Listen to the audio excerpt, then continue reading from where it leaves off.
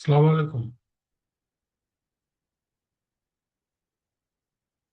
ওয়ালাইকুম আসসালাম স্যার, কেমন আছেন? আলহামদুলিল্লাহ ভালো আছি। আসসালামু আলাইকুম স্যার। ওয়ালাইকুম আসসালাম।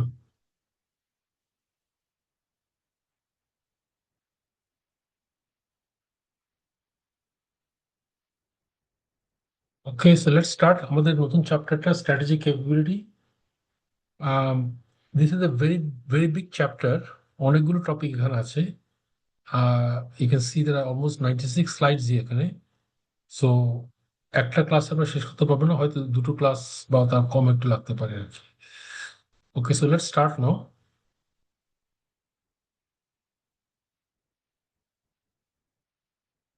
First topic is critical success factors. So, what do we mean by critical success factors? Basically, these are the things that an organization must do in order to succeed. So, if I do এগুলো না করলে in that case আমার সমস্যা হবে। একটু পরে আপনারা দেখবেন that এটা ছাড়া আপনি you cannot achieve your strategy এবং strategic goals যেগুলো আমাদের সেট করব, এই ক্রিটিক্যাল সাকসেস ফ্যাক্টর ছাড়া এই স্ট্র্যাটেজিক গোলগুলো কিন্তু আমরা মিট করতে পারবো না। So basically as I said, they are the things that must go right. এইগুলো আপনাকে ঠিকভাবে করতেই হবে। অ্যান্ড বেসিক্যালি এই লিঙ্কেজটা আছে with customer value, market expectations and industry requirements. একটু পরে আপনার সেটা দেখবেন আর কি। সো কারণ আমরা জানি যে একটা একটা কোম্পানিতে if I can't create value for my customers, in that case রেভিনিউটা আপনার আসবে না। প্লাস মার্কেট যে এক্সপেকটেশনস আছে আমার আমার প্রতি, আমার কোম্পানির প্রতি, এটা আমাকে মিট করতে হবে। এবং বাই অ্যান্ড লার্জ আমরা দেখব যে critical success factors, there are some very common critical success factors industry wise, but at the same time আমরা দেখব যে ইন্ডাস্ট্রি এবং একই মার্কেট সেগমেন্টের মধ্যেও কিন্তু অনেক সময় আমরা ভেরিয়েশন দেখব। কেন দেখব? Because of differentiation, because of competitive advantage যেটা একটা কোম্পানি আরেকটা কোম্পানির উপরে থাকতে পারে। বাট ইন জেনারেল আমরা বলতে পারি যে ইন্ডাস্ট্রি এবং মার্কেট সেগমেন্টে কিছু কমন থাকবে এবং কিছু ডিফারেন্সিয়েশন থাকবে যেটা কমন না ফর ইচ। এবং যেটা বলেছিলাম আপনাকে, that at the end of the day the idea of critical success factors is to ensure that আমাদের যে স্ট্র্যাটেজিক গোলস অর্গানাইজেশন আছে এটা আমরা অ্যাচিভ করব। আমি যখন একটা স্ট্র্যাটেজি সেট করি, স্ট্র্যাটেজি সেট করলে স্ট্র্যাটেজিক গোল যখন আমরা সেট করি, তখন কিন্তু এই ক্রিটিক্যাল সাকসেস ফ্যাক্টর আপনাকে অবশ্যই অ্যাসাইন করতে হবে। এবং ক্রিটিক্যাল সাকসেস ফ্যাক্টর যখন আমরা আইডেন্টিফাই করি, we follow with KPIs, key performance indicators. So I will give some examples to you as we go along basically. So in summary, আমি যেটা বলতে চাই that critical success factors হচ্ছে things the company must do right. এটা না করলে it will not succeed. Things the company must do in order to achieve its strategic goals. And these, of course, are linked to the customer service, as linked to market expectations and industry requirements also. But at the same time, we said that in some cases, it may differ between industries and it may differ between market segments also, because of the fact that one company may have a unique competitive advantage over another company. But as we said that, sir কতগুলা হবে? কতগুলো হবে? Limit Very good question, Shafi. Excellent question. Minimum এতগুলা হবে, কতগুলা হবে? Yeah. So by and large, 5 to 7, 5টা থেকে 7টা, বড় জোর 10টা। Beyond that, they are not critical success factors. একটা হচ্ছে সাকসেস ফ্যাক্টরস আর একটা হচ্ছে ক্রিটিক্যাল সাকসেস ফ্যাক্টরস, মানে এগুলো ছাড়া আই উইল নট সাকসিড, এগুলো ছাড়া আমি আমার স্ট্র্যাটেজিক গোলকে মিট করতে পারবো না। এখন 5টা বা 7টা কেন বললাম? Because once I identify my critical success factors, everybody in the organization must remember this critical success factors। যে 5টা যে আমরা আইডেন্টিফাই করেছি, এই 5টা আমাদেরকে সারাক্ষণ চিন্তা করতে হবে। আমরা যেই কাজই করি না কেন, এই কাজের মধ্যে এটা প্রতিফলন থাকতে হবে। This must reflect hour job must reflect the critical success factors. আমি যদি 20টা রাখি, 10টা বেশি রাখি, আমার মনে থাকবে না। So top of the mind 5টা বা 7টা, এগুলো আমার সারাক্ষণ মনে থাকবে, রাইট? এই কারণে আমরা বলি এগুলোকে critical success factors. Clear, Vivek? Yes, sir. Thank you. Thank you. Okay. How do these critical success factors relate to strategic goals and strategy setting? So first thing হচ্ছে যে একটা অর্গানাইজেশন যখন আমরা স্ট্র্যাটেজি সেট করি, basically আমরা বলি যে this is what I want to achieve, right? This is what I want to achieve. For example আমি বলতে পারি যে I want to have I want to keep on growing my market share, right? এটা আমার একটা important একটা strategy, একটা factor, right? So এটা যখনই হবে, তখন আমাকে এইসব এরিয়াতে স্ট্র্যাটেজি, আমাকে সিএসএফ আইডেন্টিফাই করতে হবে যে এটা করার জন্য, এই মার্কেট শেয়ার পাওয়ার জন্য আমার কি কি করতে হবে। That is the idea of CSF. And এখানে এই জন্যই যেটা বলছি আমরা একটা কথা, দ্যাট যখনই আমি স্ট্র্যাটেজি সেট করব, স্ট্র্যাটেজিক গোল সেট করব, তখন কিন্তু আমি আমার ক্রিটিক্যাল সাকসেস ফ্যাক্টরস গুলোকে আমাকে আইডেন্টিফাই করতে হবে যে এই স্ট্র্যাটেজিক গোলটা অ্যাচিভ করার জন্য আমার কি কি করতে হবে। ক্লিয়ার? এটা কি sir always at the onset of setting goal করতে হবে, মানে শুরুতেই করে ফেলতে হবে আমাকে? Yes. It flows from the strategic goals actually, right? So you start with the strategic goal and then you say, okay, a strategic goal achieve করার জন্য this is the thing I must do, right? Correct? Okay. So for example, কয়েকটা example আমি পরে বলবো।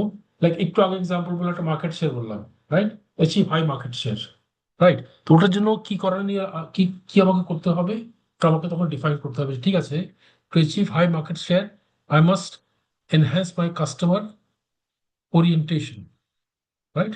এটা হতে পারে। এবং এই কাস্টমার ওরিয়েন্টেশন এনহ্যান্স করার জন্য আমি কাস্টমার স্যাটিসফ্যাকশন, আমি কেপিআই যেটা বলি, কাস্টমার স্যাটিসফ্যাকশন সার্ভে আমি করব, যেখানে আমি হাই রেটিং চাই। আমি তারপর আমি চাইবো যে আমার লয়াল কাস্টমার্সদের পার্সেন্টেজ ভেরি হাই থাকে, for example let's say, right?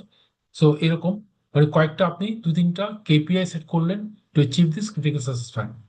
Another example I'll give you, people, right? People নিয়ে কি people, আমাদের অর্গানাইজেশন গোল হচ্ছে যে have have people with the right talents and skills, right?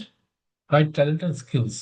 So এখন the critical success factor হবে যে একটা হবে যে আপনার টু মেক শিওর আমার যে রিক্রুটমেন্ট পলিসি যেটা আছে এটা প্রপারলি, এটা এটা এটা এটা এই recruitment policy is geared towards finding out যে এরকম লোক আমি আমি কিভাবে বার করবো, ফর এক্সাম্পল লেটস সে। তারপরে আপনার also ensuring that I provide the climate for I provide the climate for high performing individuals and keep them motivated, right? এটা একটা একটা ক্রিটিক্যাল সাকসেস ফ্যাক্টর। এটা করার জন্য আমার কি করা লাগবে? একটা হচ্ছে যে আমার যে আপনার একটা সলিড রিক্রুটমেন্ট পলিসি থাকতে হবে, এবং আপনাকে থাকতে হবে যে ধরেন in terms of keeping people motivated, আপনাকে একটা ক্লাইমেট সার্ভে করতে হবে, এমপ্লয়ি সার্ভে করতে হবে। তো এরকম করে আর কি প্রত্যেকটা স্ট্র্যাটেজিক গোল ঠিক করে ক্রিটিক্যাল সাকসেস ফ্যাক্টর করছেন, ওখান থেকে আপনি কেপিআইটা করছেন। সো এখানে একটা এক্সাম্পল, আমি আবার একটা এক্সাম্পল দিয়েছি যে আমার একটা স্ট্র্যাটেজি হচ্ছে লো কস্ট লিডারশিপ আমি চাই, রাইট? সো এটা করার জন্য আমার ক্রিটিক্যাল সাকসেস ফ্যাক্টরস কয়টা হতে পারে কি? একটা হচ্ছে এফিশিয়েন্ট অপারেশনস, একটা হচ্ছে tight cost control, high production volume and strong supply relationship, right? এইগুলোর এগেনস্টে প্রত্যেকটা এগেনস্টে আমার কেপিআই আমার থাকবে কিন্তু। লাইক এফিশিয়েন্ট অপারেশন যখন বলছি তখন আপনি বলবেন যে ঠিক আছে আমার মেশিন এফিসিয়েন্সি এত% হতে হবে। মানে সে টাইট কস্ট কন্ট্রোল, তখন আমি বলছি যে আমার কস্ট পার ইউনিট এর থেকে কম হতে হবে। হাই প্রোডাকশন ভলিউমের একটা প্রোডাকশন ভলিউম আপনার টার্গেট থাকবে, কেপিআই থাকবে, এবং স্ট্রং সাপ্লাই রিলেশনশিপস। এখানে হচ্ছে আপনি মেইনলি আপনাকে প্রেফার্ড সাপ্লায়ার বানাতে হবে অনেকগুলো আর কি। তো এগুলো হচ্ছে আপনার আসছে from the strategic goal that I want to achieve low cost leadership. Does it make sense? Yes, sir.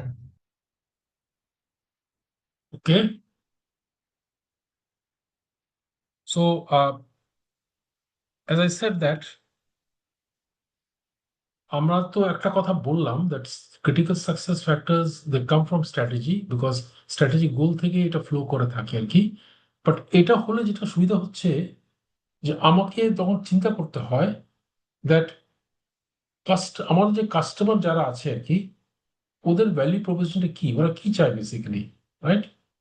Because এটাই তো critical in the sense that unless I understand আমার কাস্টমাররা why they are buying a product and what differentiates the firm, right? এই কয়েকটা জিনিস যদি না বুঝি, ইন দ্যাট কেস আলটিমেটলি তো আমার স্ট্র্যাটেজিক গোলটা করে তো কোনো লাভ নেই। যে মার্কেট শেয়ার আমি বাড়াতে চাই, কিন্তু আমি জানি না যে কাস্টমার আমার ভ্যালু প্রোডাক্টে কোনটা ভ্যালু বেশি করে। Is it the packaging part, is it the any other quality, is it the ইউসেজের মধ্যে কোনো একটা তারা পাচ্ছে, মানে এই জিনিসটা তারা, is it the price itself for example let's say what is the value proposition, এবং আমরা এখানে ডিফারেন্সিয়েশনটা কিভাবে ক্রিয়েট করছি ফ্রম অ্যানাদার ফর্ম আর কি, রাইট? ইজ ইট দ্যাট আমি ফর এক্সাম্পল সার্ভিস দিয়ে ডিফারেন্সিয়েট করছি in terms of on time delivery, যেটা আমি করছি? ইজ ইট দ্যাট আমার quality is superior to the others? So এই জিনিসটা কিন্তু আমাকে তখন চিন্তা করতে হবে, রাইট? এই চিন্তা করেই কিন্তু আমি এই সিএসআর গুলোকে সেট করবো আর কি। সো যেটা আমার বলার চেষ্টা, সেটিংটা কি সঠিক হলো যে স্যার, এটা বুঝবো কিভাবে আগে সরি যে আমার সরি সিএসএফ ফ্যাক্টর গুলো সেট করলাম যেগুলো হ্যাঁ স্ট্র্যাটেজির সাথে মিল রেখে, সেটা যে আমার ঠিক আছে এটার কোনো হ্যাঁ বোঝার কোনো পরিমাপ বা প্যারামিটার আছে স্যার, যে ঠিক আছে আমার ক্রিটিক্যাল সাকসেস ফ্যাক্টর গুলা ঠিক আছে কিনা, এটা স্যার বোঝার কোনো উপায় কিভাবে বোঝা যাবে? এটা তো মানে আহ, মানে হ্যাঁ, বুঝতে স্ট্র্যাটেজিতে অ্যাচিভ হয়ে গেলে তো স্যার বুঝলাম যে ঠিক ছিল, কিন্তু যদি ফিক্স আপ করতে আমি ভুল করে ফেলি তাহলে তো আমার স্ট্র্যাটেজি অ্যাচিভ হবে না। মাঝপথে থেকে বুঝলে তো স্যার ততদিন আমি অনেক টাকা খরচ করে ফেলেছি, এরকমও হইতে পারে। সেক্ষেত্রে স্যার রেমেডি কি sir? Very simple Shafiq, answer is very simple.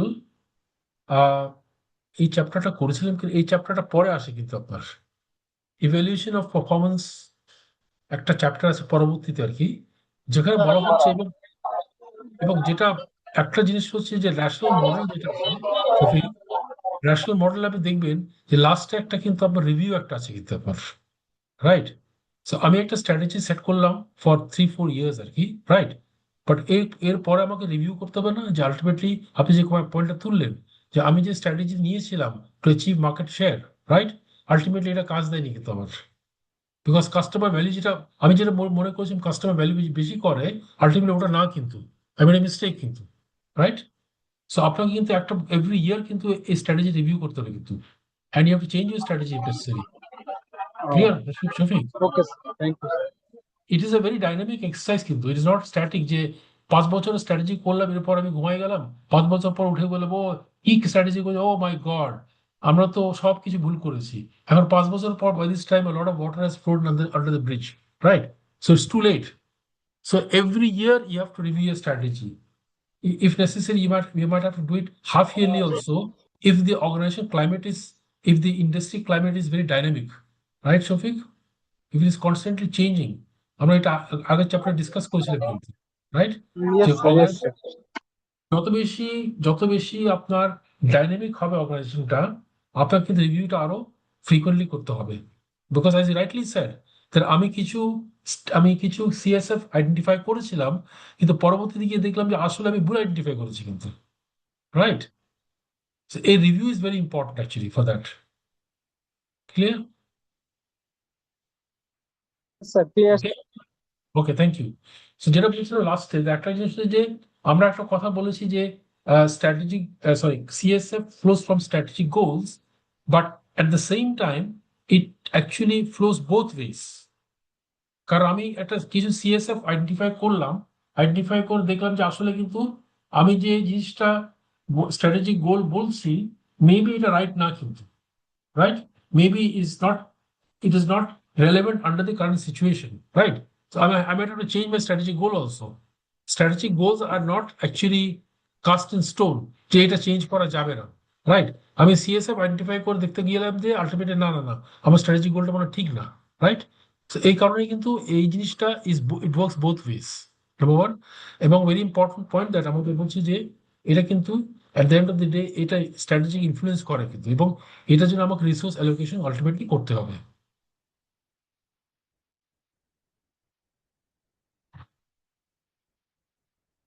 Okay, so basically যেটা আমরা বলছি that of course they not the strategic goals themselves. So ওরা এরিয়াস অফ পারফরমেন্স আপনাকে আইডেন্টিফাই করছে, বাট এন্ড রেজাল্ট তারা বলছে না। এন্ড রেজাল্টটা হচ্ছে আপনি পরে দেখবেন কেপিআই থেকে আর কি। সো যেটা বারবার বলছি that these are the conditions for the strategy to succeed. So একটা এক্সাম্পল, এই যে এক্সাম্পলটা আমি আগে বলেছিলাম যে I want to increase market share, right? I want to increase market share. This is my strategic goal. So the critical success factor is that to do this, I need to deliver superior customer service, right? And customer service could be in terms of delivery. Customer service could be in terms of the quality of the product. Customer service could be in terms of making sure the product is available in most outlets, right? So এগুলো হচ্ছে CSR. So এখন এরপর কেপিআইটা যেটা হতে পারে that you customer satisfaction score হতে পারে, delivery time হতে পারে, increase number of outlet serve আর কি, রাইট? এগুলো হচ্ছে কেপিআইস। এখান থেকে আমি যে আমি এই কেপিআই টু আন্ডারস্ট্যান্ড আমি how well I am achieving my critical success factor, I introduce KPIs আর কি। যদি এগুলো ভালো করে থাকি, in that case I know that I am actually doing well my critical success. If my customer satisfaction score is low, if my delivery time is on time delivery is 60%, if the number of outlets যেটা ইউনিভার্সে আছে আপনার 8 lakh outlet হওয়ার কথা, সেখানে আমি 2 lakh outlet serve করছি, তাতে আমি সুপিরিয়র কাস্টমার সার্ভিস দিচ্ছি আর কি, রাইট? সো এটা হচ্ছে সিএসএফ অ্যান্ড কেপিআই আর কি। ক্লিয়ার? স্যার তার মানে এই স্ট্র্যাটেজিক গোলটাই তো হচ্ছে অ্যাকচুয়ালি যে আমার কোম্পানির যে গোলটা আছে সেটাই তো হচ্ছে strategic goal. Yeah, yeah, course 100%. All strategic goals are actually at company level though, right? Sir ওই যে আমরা যে মিশন ভিশন গোল পড়েছি আগে, তো হ্যাঁ ওইটার হ্যাঁ গোলটাই তো হচ্ছে স্ট্র্যাটেজিক গোলটাই মিন করে হ্যাঁ আর হ্যাঁ কি। হ্যাঁ, yes yes, with the same জিনিস তো। when we said goal, we talked about strategic goal actually for the organization, right? It is for the organization. So basically sir সবার আগে হচ্ছে মিশন, মানে অনেক মানে বড় করে যেটা আমি চিন্তা করছি, দেন হচ্ছে vision where I want to see myself, then হলো স্যার স্ট্র্যাটেজিক গোল, মানে ওইটা হচ্ছে কোয়ান্টিফাইড একটা গোল, দেন হচ্ছে স্যার আমার ওইটা রিচ করার জন্য হচ্ছে আমার সিএসএফ দরকার, দেন হচ্ছে কেপিআইস দরকার। Yeah, absolutely correct, Atif. Sir ভীষণটা আগে হবে না, আগে ভীষণ তারপরে। So ক্লাস, আপনি যেটা বললেন ভিশনটা আগে হবে কিনা, রাইট? আসলে কোনটা আগে হবে কোনটা পরে হবে, it is it can be both ways basically, class, right? To answer your question, right? Just to give an example of যেটা আমরা লিঙ্কডইন এর এক্সাম্পলটা নিয়েছিলাম যখন আমরা ভিশন মিশন আলাপ করেছিলাম, নিশ্চয়ই আপনার মনে আছে দ্যাট মিশন হচ্ছে যে what the organization is doing today, correct? What the organization is doing today. So আমি যে কাজটা এখন করছি এটা হচ্ছে আমার মিশন আর কি, রাইট? অ্যান্ড ভিশন যেটা ওখানে বলছিল যে লিঙ্কডইনের মিশন হচ্ছে যে to connect the global professionals, right? যে দুনিয়াতে যতগুলো প্রফেশনালস আছে তাদেরকে কানেক্ট করা। আর তাদের ভিশন হচ্ছে যে to connect every workforce in the world আর কি, কারেক্ট? অর্থাৎ যেগুলো কি ব্লু কলার যেগুলো আছে আর কি, আপনার যেগুলো নিচে যে লেভেলে কাজ করে সবাইকে কানেক্ট করা বেসিক্যালি, কারেক্ট? এই জন্য ভিশনটা মিশন করেও ভিশন করতে পারেন, রাইট? ভিশন করেও মিশন করতে পারেন, ক্লিয়ার? এটা কিন্তু নট ভেরি ইম্পর্টেন্ট যে কোনটা আগে হবে কোনটা পরে হবে, because one can be related to the other one. Do you agree? Yes yes sir, sir. বুঝতে পারছি sir. Okay, thank you. Okay, so is this point clear? Yes sir. Okay. আমরা এখন আরেকটা টপিকে চলে যাব, যে threshold versus unique resources and competencies. So একটা হচ্ছে threshold requirement আর একটা হচ্ছে unique resources and core competencies.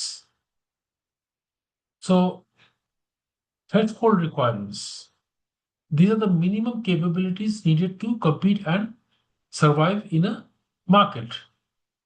Input threshold resources, basic inputs, and threshold competencies, basic processes, right?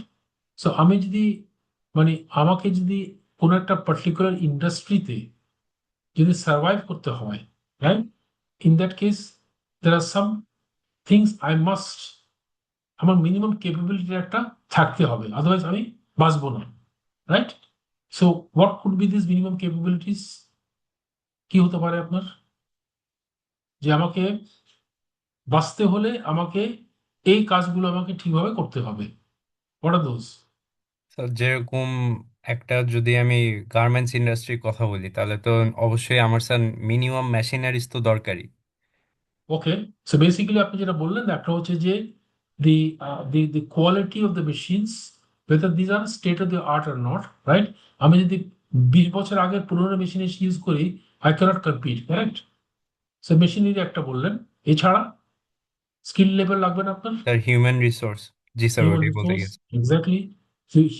আপনার হিউম্যান রিসোর্স লাগবে একটা সার্টেন লেভেলের হিউম্যান রিসোর্স লাগবে, রাইট? নাম্বার টু, আর কি লাগবে আপনার?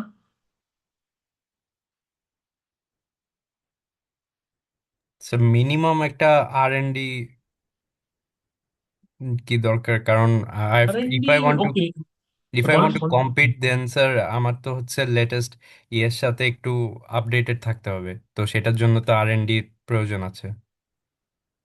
It all depends upon the type of industry, government's industry you're doing, Atif, right? Okay, right sir. because এখানে তো ধরেন এই যে ডিজাইনটা, এই ডিজাইন তো আপনাকে যারা বায়ার তারাই দিয়ে দিচ্ছে, তাই না? সো এখানে আসলে এক্সপেরিমেন্ট করার মতো খুব একটা আপনি স্কোপ পাবেন না, পাবেন না। বাট আরেকটা আরো কয়েকটা পয়েন্টস আছে না আপনার, লাইক ফর এক্সাম্পল একটা সাপ্লাই চেইন আপনার ভালো থাকতে হবে না একটা? জি sir, supply chain then sir customer base. Supply chain একটা রাখতে হবে আপনাকে একটা। Sourcing is very important also for all this, for any company as a matter of fact. Sourcing তো একটা আপনার টিম রাখতে হবে, তাই না? প্রকিউরমেন্ট সোর্সিং টিম, একটা সাপ্লাই চেইন একটা টিম, ভালো সাপ্লাই চেইন টিম একটা রাখতে হবে না একটা, রাইট? এগুলো হচ্ছে আপনার মিনিমাম কেপাবিলিটি। এটা ছাড়া তো আপনি তো আলটিমেটলি গার্মেন্টস ইন্ডাস্ট্রিতে টিকতে পারবেন না, কারেক্ট? এটা হচ্ছে threshold requirement. But then we come to the second part, which is the unique resources and core competencies. These are the things that provide a sustainable competitive advantage, right? So, some examples, for example, patents, brand equity, proprietary tech. So, আপনি, for example, বাংলাদেশে আপনাকে আপনি over the years আপনি যে garments factory যেটা আছে, এটা একটা নাম করে ফেলেছে, বিকজ ওরা অন টাইম ডেলিভারি দেয় টু দ্য বায়ার্স, রাইট? এর মধ্যে কোয়ালিটি ইজ ভেরি গুড, রিজেক্টটা অনেক কম। সো আপনি কিন্তু অলরেডি কিন্তু একটা ব্র্যান্ড ইকুইটি এস্টাবলিশ করে ফেলেছেন, কারেক্ট? রাইট? একইভাবে ধরেন আপনার যদি পেটেন্ট যেগুলো আছে, ফার্মাসিউটিক্যাল আছেন, আপনার স্ট্রং কয়েকটা পেটেন্ট আছে, এগুলো হচ্ছে আপনার ইউনিক রিসোর্স, রাইট? বা আপনার যে কিছু টেকনোলজি আছে, আমরা তো গার্মেন্টস এক্সাম্পল বলেছিলাম, বাট এছাড়া যদি আপনার কোনো কোনো একটা আপনি টেকনোলজি যেটা নিজে আপনি উদ্ভাবন করেছেন, যদি ওরকম কিছু থাকে, ইন দ্যাট কেস এটাও আপনার জন্য একটা ইউনিক, অন্যরা যেটা করতে পারেনি আপনি এটা করেছেন basically, right? So these are unique resources, okay? So এগুলো হচ্ছে আপনাকে এই এই যেহেতু এগুলো unique resources for you, this will provide the competitive advantage to you, right? And these are sustainable competitive advantage until such time others can also replicate this resource. Do you agree? Yes sir. বাকিরা? কেন কি follow করছেন? Yes sir. Okay. মানে sir এই unique resources ছাড়াও মানে আমি business করতে পারবো, কিন্তু সেই ক্ষেত্রে আমার হচ্ছে বেশি একটা ভালো পজিশনে আমি থাকবো না। The idea, Atif, is this, that একটা হচ্ছে how will I be superior to my competition, right? How am I one upon competition is the question, right? So in that case, unless I do something differently, right? Unless I do something differently, আমি তো সেই competitive advantage পাবো না, পাবো? I can't earn more profits compared to my I can't sell more compared to my competition unless I have this unique resource, right? Right. আছে বলেই তো you can sell more, for example, or you can reduce cost, for example, let's say, right? Yes sir. So just to give an example of reducing cost, আপনি যদি যে সোর্সিংটা যেটা করেন, আপনার র মেটেরিয়াল যে সোর্সিংটা করেন, আপনি কিন্তু খুব ভালো সোর্সিং করেন, কিন্তু দ্য সোর্সেস। আপনি যে র মেটেরিয়ালটা কেনেন, যেটা বাংলাদেশে আপনি ইম্পোর্ট করেন, আপনি জানেন যে গ্লোবালি কোন কোন জায়গাতে এই র মেটেরিয়ালটা আছে, রাইট? এবং ওখান থেকে আনলে আমার শিপিং কস্ট কিরকম পড়বে, ওখানে ফর এক্সাম্পল লেটস সে একটা জাহাজ গেলে আলটিমেটলি ওখানে আপনার ওখানে ড্রাফট কতটুকু থাকবে আপনার, রাইট? ওখানে আপনার লোডিং রেট কি থাকবে আপনার, রাইট? তারপর বাংলাদেশে এসে ডিসচার্জ রেট কিরকম থাকবে, হ্যাঁ? এই যদি আপনার খুব ডিটেল নলেজ থাকে, you can make money in sourcing also. এটা একটা ইউনিক রিসোর্স, কিন্তু যে আমার ভেরি স্ট্রং কমার্শিয়াল লোক আছে যারা কিন্তু এই প্রপার সোর্সিংটা করতে পারছে আর কি। তো এরকম অনেকগুলো আপনার ইউনিক রিসোর্স থাকতে পারবে, যেটা কারণে কিন্তু আরেকটা এক্সাম্পল অফ ইউনিক রিসোর্স হতে পারে যে আপনি একটা খুব সুন্দর একটা আইটি সিস্টেম করেছেন, রাইট? আইটি সিস্টেম করেছেন for managing supply chain, okay? So এটাও কিন্তু ইজ এ ইউনিক রিসোর্স, অন্যরা এটা এটা এখনো পর্যন্ত রেপ্লিকেট করতে পারেনি, রাইট? এবং এখানে হেভিলি এখানে আমরা এআই ইউজ করছি, কারেক্ট? সো এটা একটা unique resource. Obviously this is going to provide competitive advantage to you, right? Another example I will give you, that আপনি এখন ধরেন মানে খুব আপনি খুব আপনি তো আপনার যে ডিলার যারা আছে, ডিলার আর কি, তাদেরকে আপনি একটা অ্যাপ দিয়ে দিয়েছেন, এবং এই অ্যাপের মাধ্যমে তারা অর্ডার প্লেস করতে পারবে। অর্ডার প্লেস করার পরে তারা দেখতে পারবে যে অর্ডারটা এক্সিকিউট হয়েছে কিনা, ডেলিভারি কখন হবে, এটা এটা এটা তারা ট্র্যাক করতে পারবে।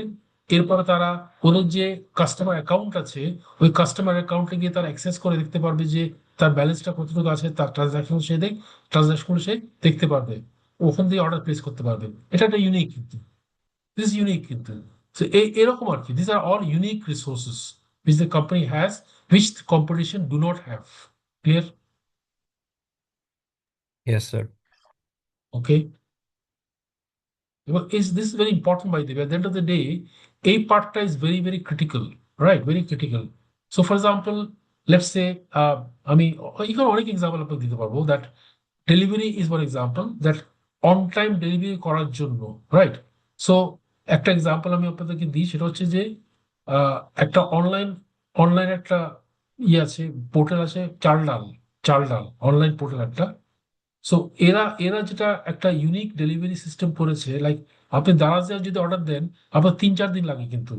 বাট ওরা যেটা করেছে, মানে ইয়ে চাল ডাল তারা যেটা করেছে, যে ওরা apart from the central warehouse, তারা প্রত্যেকটা তারা গুলশান একটা একটা ওয়্যার হাউস, ছোট একটা ওয়্যার হাউস করেছে, এরিয়া ওয়াইজ তারা ওয়্যার হাউস, সব সব ওয়্যার হাউস করেছে।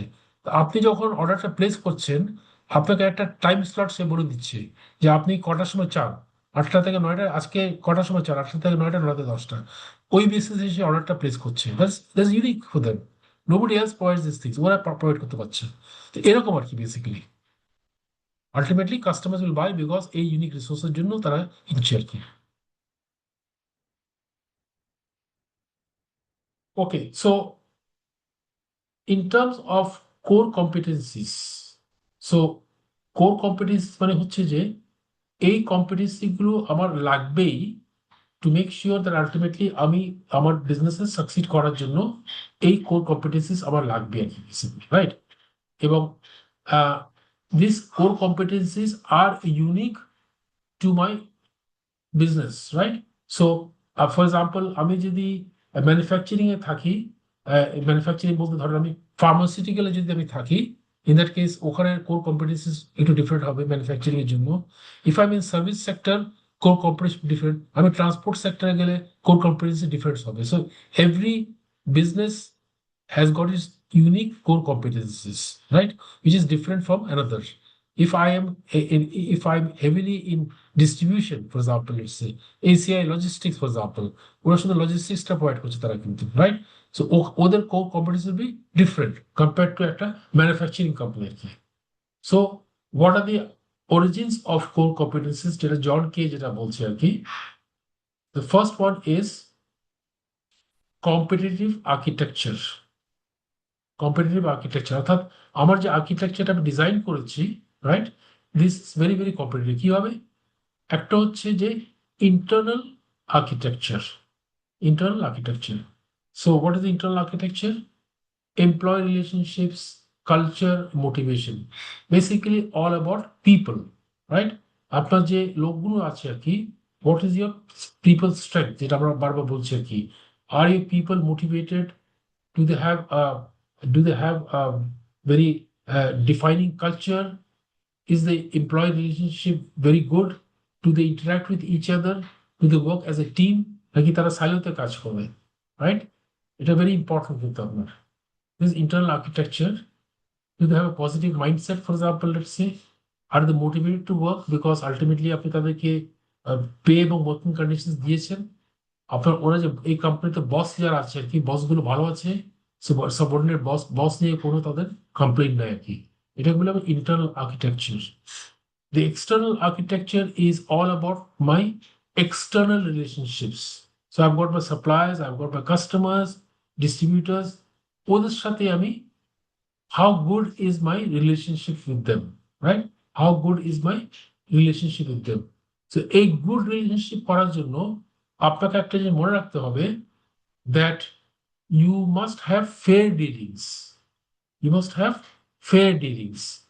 যদি কাস্টমাররা মনে করে যে আপনি তাকে এক্সপ্লয়েট করছেন, যদি কাস্টমাররা মনে করে যে আপনি তাকে তার আরওআইটা দিচ্ছেন না, রিটার্ন অন ইনভেস্টমেন্টটা দিচ্ছেন না, সাপ্লাই যদি মনে করে যে কোম্পানি শুধুমাত্র কস্ট দেখে এবং তারা কিন্তু আলটিমেটলি আমাকে ফুট করে চেঞ্জ করে দেয় যখনই কোনো একটা কেসে আমি মানে ওর আমি কস্ট মিট করলাম না, সে কিন্তু তখন অন্য সাপ্লায়ার গিয়ে খোঁজে কিন্তু আর কি।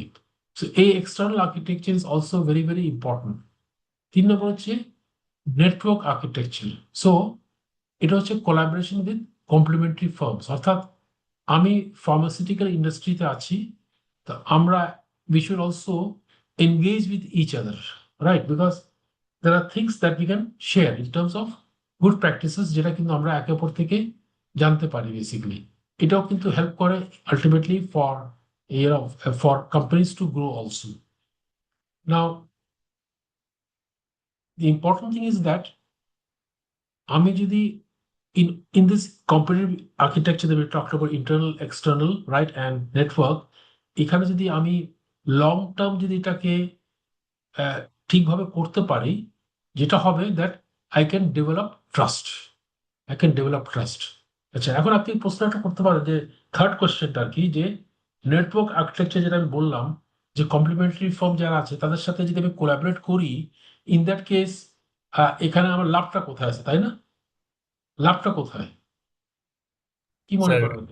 স্যার এখানে হচ্ছে যে ধরুন লেটসে আমার একটা কোনো রিসোর্সেস ল্যাকিং আছে যেটা অন্য একটা কোম্পানির ওই রিসোর্সটা এক্সট্রা পড়ে আছে। তো সেই ক্ষেত্রে আমি তাকে বলতে পারি যে হ্যাঁ, তোমার রিসোর্সটা আমি ইউজ করলাম, ইন রিটার্ন তুমি আমার যে কোনো একটা এক্সট্রা রিসোর্স যেটা পড়ে আছে, সারপ্লাস রিসোর্স, তুমি সেটা ইউজ করতে পারো। ওকে, এভাবে শেয়ারিং করে হচ্ছে স্যার দুইজনেরই তাহলে হচ্ছে এফিসিয়েন্সি বা প্রোডাক্টিভিটি স্যার ইনক্রিজ করবে। ওকে। সো রিসোর্স যখন বললেন Atif, what resource are you talking about?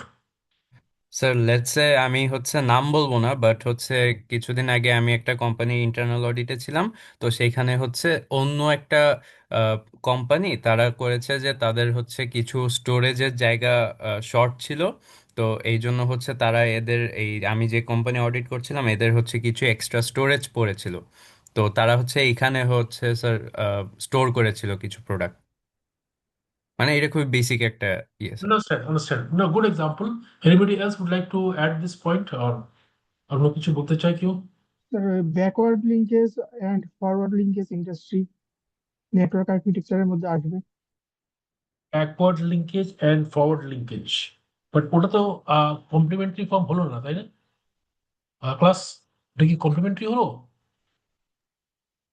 Forward linkage যারা আছে বা ব্যাকওয়ার্ড ফরওয়ার্ড স্যার লিঙ্কেজ তো হচ্ছে সাপোজ সাপোজ আমি যদি অডিট ইন্ডাস্ট্রিতে বলি, আহ, আমার আমার এমন কিছু সিজন থাকে যখন আমার অনেকগুলা ক্লায়েন্ট থাকে, বাট আমার ক্যাপাসিটি থাকে না ওগুলোকে অ্যাকসেপ্ট করার। তখন আমি ওই ক্লায়েন্ট গুলোকে আমার কমপ্লিমেন্টারি ফার্মকে দিলাম। তার আবার যখন খুব বেশি ক্লায়েন্ট আসে, বাট আমার তখন ক্লায়েন্টের নিড থাকে, তখন আমি বললাম আমাকে সে কিছু ডেলিভারি, এরকম হইতে পারে। Okay, so provided it works আর কি, হ্যাঁ, provided it works. So coming to Atif's example, Atif একটা কথা বলে রিসোর্সের কথা। সো রিসোর্স দিয়ে আমি কয়েকটা এক্সাম্পল আপনাদের দিতে পারবো। ধরেন আমরা তো সবাই র মেটেরিয়াল ইউজ করি, তাই না? ফার্মাসিউটিক্যাল র মেটেরিয়াল ইউজ করি, সিমেন্টে করি, স্টিলে করি, সব industry use raw materials, right? এখন হঠাৎ করে আমার একটা র মেটেরিয়াল শর্টেজ হয়ে গেল, right? Then I take a loan from the other company, যে ভাই আমার কাছে র মেটেরিয়াল শর্ট আছে, এখন আপনি আমার র মেটেরিয়াল দেন, আমি আপনাদের পরে এটাকে ফেরত দিব। ভেরি কমন কিন্তু, very common, number one. Number two, very important interesting হচ্ছে যে every industry have got common issues, তাই না? It could be relating to duties, it could be relating to VAT, it could be relating to income tax, অনেকগুলো issues থাকবে, right? So there are regulatory issues also. So এই ক্ষেত্রে যেটা হয়, that once we collaborate with each other, in that case কিন্তু industry ইস্যুগুলো কিন্তু আমরা এটাকে সলভ করতে পারবো। আমি যদি একা যদি গভর্নমেন্টের কাছে মুভ করি, ইন দ্যাট কেস গভর্নমেন্ট কি কান দেবে আমাকে? Unless I move as an industry, correct? এটা also very important also, clear? Sir এই কমপ্লিমেন্টারি ফার্মস এর মধ্যে কি আহ, যেটা আমাদের হচ্ছে জয়েন্ট ভেঞ্চার, এটা কি স্যার ইনক্লুড করে? না, জয়েন্ট ভেঞ্চার তো হচ্ছে is a form of company, তাই না? যে আমার উই আর টু পার্টনার্স, হতে পারে একটা লোকাল পার্টনার, একটা foreign partners, right? But we are not talking about that thing. We are talking about when we say complementary firms, আমি ফার্মাসিউটিক্যালে আছি, অনেকগুলো কোম্পানি ফার্মাসিউটিক্যাল আছে। আমি বলছি দেন সিমেন্ট ইন্ডাস্ট্রিতে আমি আছি, অনেকগুলো আছে, রাইট? ম্যানুফ্যাকচারিং এ, রাইট? আর আকলাস যেটা বললো ইনবাউন্ড আউটবাউন্ড, আউটবাউন্ডটা ধরেন এখন আমি যদি স্পেশালাইজ লজিস্টিক্স প্রোভাইডার হয়ে থাকি, তাহলে ইনবাউন্ড আউটবাউন্ডটা আলাদা হয়ে যাচ্ছে, রাইট? আর ইনবাউন্ডের মধ্যে আপস্ট্রিম যেটা বললাম, আপস্ট্রিম মধ্যে কিন্তু আবার সাপ্লায়ারে কিন্তু আপস্ট্রিমে পড়ে যাচ্ছে কিন্তু আপনার, সে সাপ্লায়ার মানে, বাট ওরা হচ্ছে অন্য category, right? We are talking about basically আমার মতো সিমিলার ফার্ম যারা মেনলি ম্যানুফ্যাকচারিং করছে এবং আমরা ডিস্ট্রিবিউশন নিজেরা করছি বেসিক্যালি, রাইট? সো এই কম্পারিজন হবে for pharmaceuticals, for cement, for steel, for flour, whatever it is আর কি, আপনার ফুডের জন্য সিমিলার ফার্মস, ক্লিয়ার? তাহলে তো স্যার ওই যে আরেকটা ভাইয়া, জুয়েল ভাইয়া হচ্ছে যেটা বলেছিল অডিট ফার্ম নিয়ে, স্যার ওইটাও তো তার মানে ভালো এক্সাম্পল, মানে ওইটা হ্যাঁ, কি? অডিট ফার্ম হতে পারে যদি ইফ ইট ওয়ার্কস আর কি, যে না আমি এখন আমি এখন সিজনে আছি, আমার হাতে অনেকগুলো অডিট এসে গেছে, আমি এখন অডিট গুলো করতে পারছি না, তো কিছু অডিট আমার যে অন্য ফার্ম আছে তাকে অফার করলো যে ভাই আপনি নেন, আপনি যদি চান্স পান আমাকে দেবেন। Yes, of course it works, they are complementary firms, clear? Okay, good, let's proceed. Reputation. So একটা বললো যে একটা হচ্ছে কম্পিটিটিভ নেটওয়ার্ক, কম্পিটিটিভ আর্কিটেকচার একটা সে বললো, আরেকটা বললো রেপুটেশন। এবং this is a very very valuable competency কিন্তু। সো এটা হাউ ডাজ ইট কাম, যেটা আমরা একটা কথা বলেছিলাম, that takes time, reputation takes time. So এটা কিভাবে আমি গ্রো করি? Quality, service, trust and reliability. Quality, service, trust, reliability. So first thing হচ্ছে যে দু একটা কথা আমি বলতে চাই এখানে আর কি। ট্রাস্ট জিনিসটা যেটা আর কি, ট্রাস্ট মিনস ট্রাস্ট, আস্থা। আস্থা is the end result, yes or no? যে আমি কনসিস্টেন্টলি ভালো কোয়ালিটি দিয়েছি, একদিন ভালো দিলাম একদিন খারাপ দিলাম, হবে না। সার্ভিস যেটা দিচ্ছি, I am very consistent in providing my service. এবং এই দুটো যখন হয়, তারা মনে করে I am reliable. when we use the word reliable তার মানে কি, every time what I promise I give, তাই না? ওনার উপর আস্থা রাখতে পারি। সো ট্রাস্ট অ্যান্ড রিলায়েবিলিটি অনেকটা সিমিলার কিন্তু, রাইট? ট্রাস্ট অ্যান্ড রিলায়েবিলিটি অনেকটা সিমিলার, যে আমি আস্থা, ট্রাস্ট ইজ আস্থা, রিলায়েবিলিটি আমি তার উপরে ভরসা করতে পারি, রাইট? ট্রাস্ট রিলায়েবিলিটি একসাথে যাবে, বাট এই ট্রাস্ট অ্যান্ড রিলায়েবিলিটি আসবে কোত্থেকে? if I can keep on providing consistent quality and consistent service, right? Well, this is very important কিন্তু, this is extremely important. আমরা যখন একটা কথা বলে থাকি ব্র্যান্ড একুইটি কথাটা বলে থাকি, ব্র্যান্ড একুইটির একটা বড় পার্ট হচ্ছে এই পার্টটা, quality and service, consistent quality, consistent service, right? So এটা very important part আমাদের মনে রাখতে হবে কিন্তু রেপুটেশনটা। এবং as we said that একটা স্ট্রং রেপুটেশন যদি থাকে, কাস্টমার যারা আছে তারা এই মালটা কিনতে চাইবে, ইনভেস্টর যারা আছে তারা এই কোম্পানিতে ইনভেস্ট করতে চাইবে, আপনি পার্টনার পাবেন যারা আপনার সাথে পার্টনারশিপ করতে চাইবে, এবং ভালো ট্যালেন্ট আপনি, ভালো এমপ্লয়িজকে আপনি অ্যাট্রাক্ট করতে পারবেন, রাইট? এবং এটা যদি হয়ে থাকে, আপনার যারা কম্পিটিটর আছে তাদের কিন্তু এটা কপি করাটা is not easy, because this takes time. আমি যদি আস্থা বলি যে আমার আমার কোম্পানির আস্থা আছে, ওর আস্থা আনতে তো টাইম লাগবে তার তো, ক্লিয়ার? এই reputation is also extremely critical core competency, clear everybody? Yes, yes sir. Sir. Okay, good. The third one is self-explanatory innovative ability. Because in today's world, companies that will thrive and companies that will survive and companies that will succeed are companies that innovate, right? So আমি যদি নতুন product, নতুন service আমি বা process বা business model develop করতে পারি, in that case I am innovating, right? So এটা এটা আসবে কিভাবে? এটা আসবে, ফার্স্ট থিং হচ্ছে যে আপনার অর্গানাইজেশন স্ট্রাকচারটা আপনি কিভাবে ডিজাইন করেছেন, রাইট? আপনি অর্গানাইজেশন কিভাবে ডিজাইন করেছেন, আপনার কালচার এবং ক্রিয়েটিভিটি কতটুকু আপনি নার্চার করার চেষ্টা করছেন, যে আপনি কি আসলে স্পেস দিচ্ছেন কিনা। এই কথাটা কেন বলছি আপনাকে, বিকজ যদি অর্গানাইজেশন যে কালচারটা থাকে যে ভুল করা যাবে না, ভুল করলে কিন্তু বস আমার কিন্তু খবর আছে কিন্তু আমার, যদি এটাই হয়ে থাকে, in that case you cannot have innovation, because ইনোভেশনে কিন্তু you are trying to experiment. Innovation cannot be that আমি এটা করবো এটা হয়ে যাবে, তা না। You need to give a lot of space for experimentation. এই জন্য এই অর্গানাইজেশন স্ট্রাকচার এবং এই কালচার অ্যান্ড ক্রিয়েটিভিটির একটা স্পেস আপনাকে দিতে হবে, রাইট? আর নাম্বার থ্রি হচ্ছে নলেজ শেয়ারিং। এই নলেজ শেয়ারিংটা কার মধ্যে? Knowledge sharing for hmm? কারা এটা? Sir, internal. Absolutely internal knowledge sharing, যে at the end of the day যারা এমপ্লয়িজ যারা আছে আর কি, they talk to each other, they don't operate as silos, যে ফাইন্যান্স ডিপার্টমেন্টের সাথে ইন্টারাক্ট করে, সেলস এন্ড মার্কেটিং সাথে ইন্টারাক্ট করে, no, everybody ultimately talk to each other and they share knowledge about their own sphere of work, right? So এটাতে যেটা হবে, you start thinking, তখন you start thinking okay finance এই কাজটা করে, আমি এই কাজটা করি, আচ্ছা এখানে কি তাহলে স্কোপ আছে একটু কিছু ইমপ্রুভ করার জন্য, রাইট? বা ম্যানুফ্যাকচারিং এটা করে, লজিস্টিক্স এটা করে, is there some scope for improving something like this? Because হয় কি, আমরা যারা আমার আমার কাজটা আমি যখন করব, রাইট, আমার কাজটা আমি যখন করব, আমি কিন্তু হয়তো অনেকটা ইনোভেটিভ অত হব না, বিকজ এই কাজটা সারাক্ষণ করে আসছি আমি কিন্তু।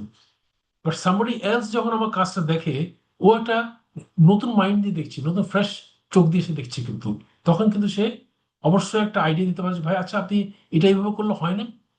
তখন আমি চিন্তা করি, হয়তো আসলে তো ভালো কথা সে বললো তো। So, এই knowledge sharing is very important also, right? And last but not the least, collaboration with stakeholders. So আপনার যারা stakeholder যারা আছে, at the end of the day we're talking about as customers, we're talking about suppliers, right? We are talking about investors, right?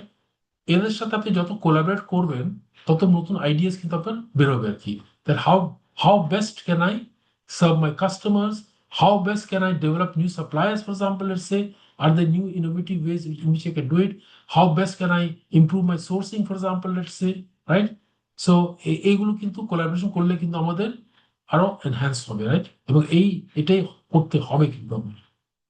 So we know that in today's world, those companies who innovate, they are actually succeeding. Like Apple, you're talking about Apple.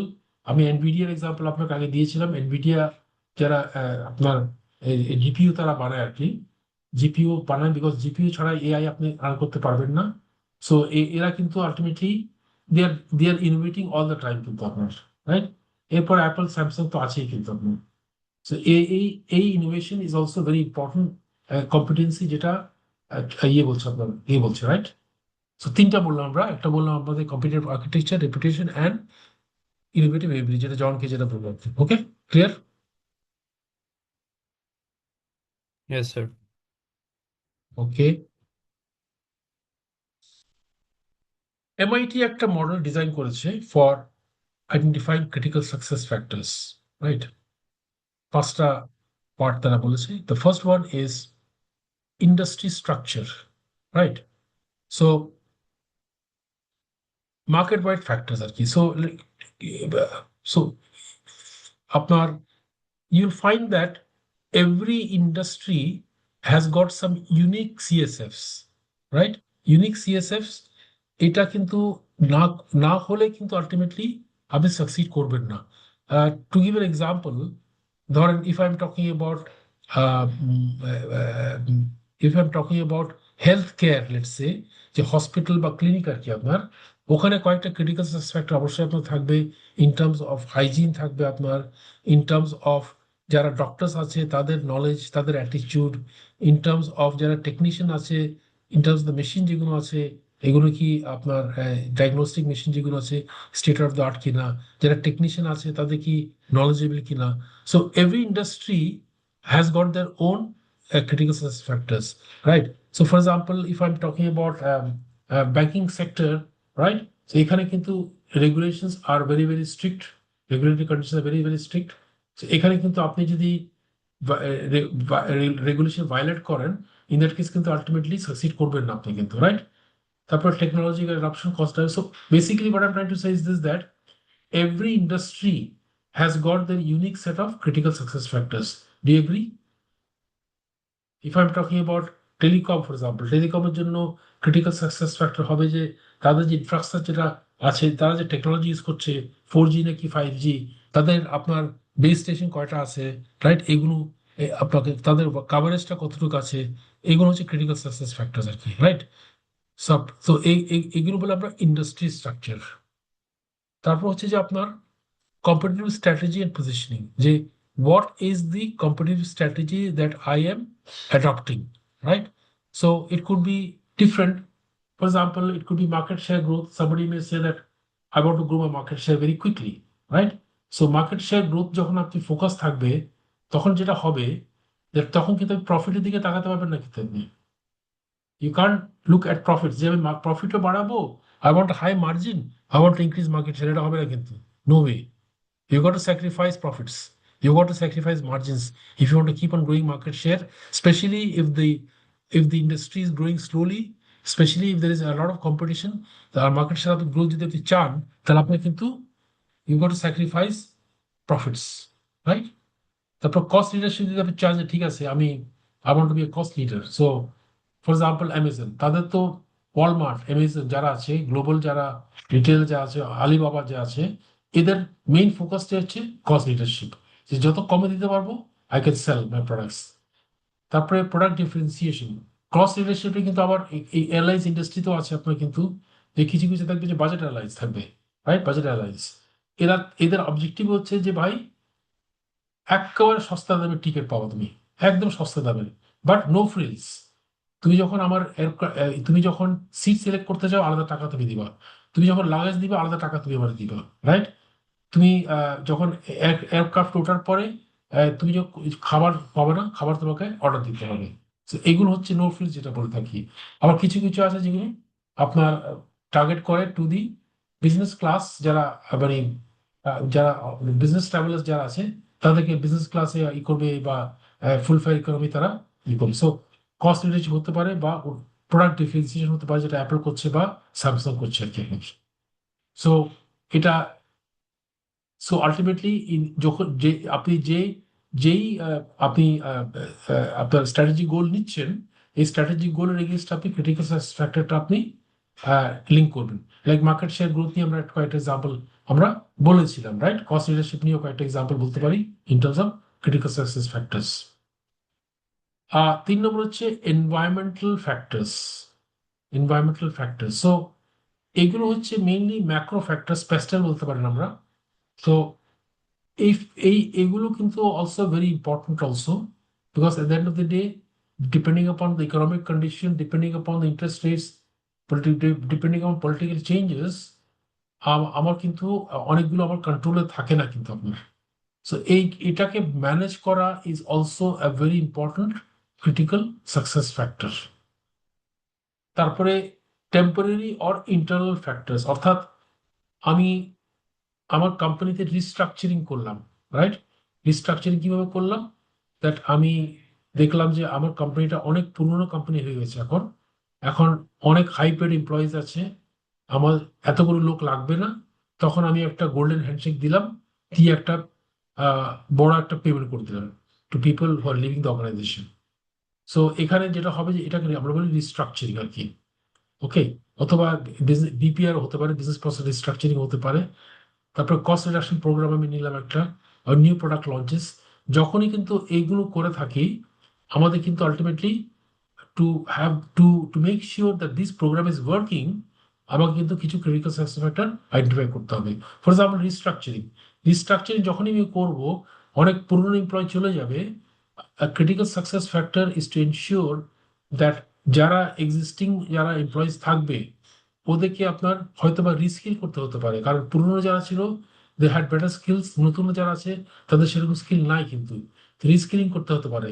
Plus also তাদেরকে motivated রাখতে হবে আপনাকে, কিন্তু কারণ তারা মনে করে যে এই কোম্পানিতে শুধু লোক ছাঁটাই করে, ওদেরও মোটিভেট রাখতে হবে, রাইট? একইভাবে কস্ট রিডাকশন প্রোগ্রাম যদি একটা স্ট্র্যাটেজিক গোল হয়ে থাকে এই সিচুয়েশনে, ইন দ্যাট কেস আমাকে কিছু সিএসএফ আইডেন্টিফাই করতে হবে। অ্যান্ড লাস্ট ওয়ান হচ্ছে ইন্ডিভিজুয়াল ম্যানেজারিয়াল লোড। সো এটা হচ্ছে যে প্রত্যেকটা প্রত্যেকটা role has got its own critical success factors. কিরকম? If I am talking about supply chain department, so supply chain ডিপার্টমেন্টের স্ট্র্যাটেজিক গোল হতে পারে that efficient sourcing, right? Efficient sourcing হতে পারে একটা, efficient sourcing and efficient sourcing and optimal uh, uh, optimal efficient and optimal cost sourcing, right? এটা একটা হতে পারে স্ট্র্যাটেজিক গোল। তো এটার এগেনস্ট আপনি কিছু ক্রিটিক্যাল সাকসেস ফ্যাক্টর আপনি আইডেন্টিফাই করবেন in terms of sourcing, in terms of supply development, etcetera KPI করবেন আর কি আপনার। সো এটা ইন্ডিভিজুয়ালি প্রত্যেকটা, another example I'll give you, যে as far as the finance team is concerned, তাদের স্ট্র্যাটেজি গোল হচ্ছে যে আলটিমেটলি মেইনলি আপনার হচ্ছে যে to ensure financial compliance and efficient treasury and tax management, right? এটা একটা স্ট্র্যাটেজিক গোল হতে পারে। ওর এগেনস্ট আপনি ক্রিটিক্যাল সাকসেস ফ্যাক্টরগুলোকে আপনি আইডেন্টিফাই করছেন।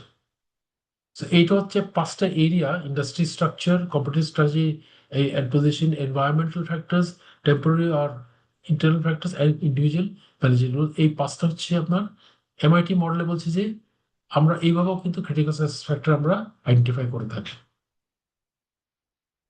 সো কোনোটাতে কোনো ক্লারিফিকেশন লাগবে কারো? তো টেম্পোরারিটা একটু লাগবে স্যার। ওকে, শিওর। সো টেম্পোরারি মানে হচ্ছে শফিক যে এটা সাময়িক, রাইট? এটা সাধারণত হয় না আমাদের, কারেক্ট? Yes sir. সো আমরা যখন ফর এক্সাম্পল বললাম that environmental factors, interest rate, right Shafiq? এটা সবসময় থাকবে আপনার, right? Fiscal policies, environmental friendly fiscal policy show fail. এটা তো Yes, কখনো sir. যাবে না, যাবে? ট্যাক্স ব্যাট না, অলওয়েজ sir. থাকবে, কারেক্ট? ইকোনমিক কন্ডিশনস অলওয়েজ আপনাকে আপনার থাকবেই, যে Yes, ইকোনমিটা sir. স্লো ডাউন হয়ে গেল বা economy is growing too fast, both are difficult for me কিন্তু আপনার, রাইট? বাট এই যে টেম্পোরারি ফ্যাক্টরটা, এটা সাময়িক। আমি কি প্রত্যেক বছর রিস্ট্রাকচারিং করছি? জি না, স্যার। আমি কি প্রত্যেক বছর নিউ প্রোডাক্ট লঞ্চ করছি? না, Yes, sir. রাইট? আমি হয়তো কস্ট জি। রিডাকশন প্রোগ্রাম এই বছরের জন্য করলাম, বিকজ আমি দেখলাম যে আসলে আমার কিন্তু ওভার দ্য ইয়ার্স, যেটা হয়েছে যে আমি কস্টের দিকে তাকাইনি কিন্তু, clear? Yes, sir. So Yes, sir. now I launch a cost reduction program. So these are temporary. এটা কিন্তু ওভার দ্য ইয়ার্স এটা থাকবে না কিন্তু। ওয়ান্স আইভ ডান রিস্ট্রাকচারিং, এরপরে তো কয়েক বছর পরে আবার রিস্ট্রাকচারিং করুন, কারেক্ট? বাট Yes, আমি যেটা বললাম আপনাকে শুধু, যখনই আমরা রিস্ট্রাকচারিং করি, restructuring carries big risk. Restructuring carries big risk. Why does it carry big risk? Can somebody tell me? Sir আমার একটা ট্রানজিশন পিরিয়ড চলবে, তো সো হচ্ছে আমার মাঝখানে তো অপারেশনস এর এফিসিয়েন্সি কমে যাবে বা ডিসরাপশন হবে। কেন আর হবে বলেন? কেন হবে বলেন?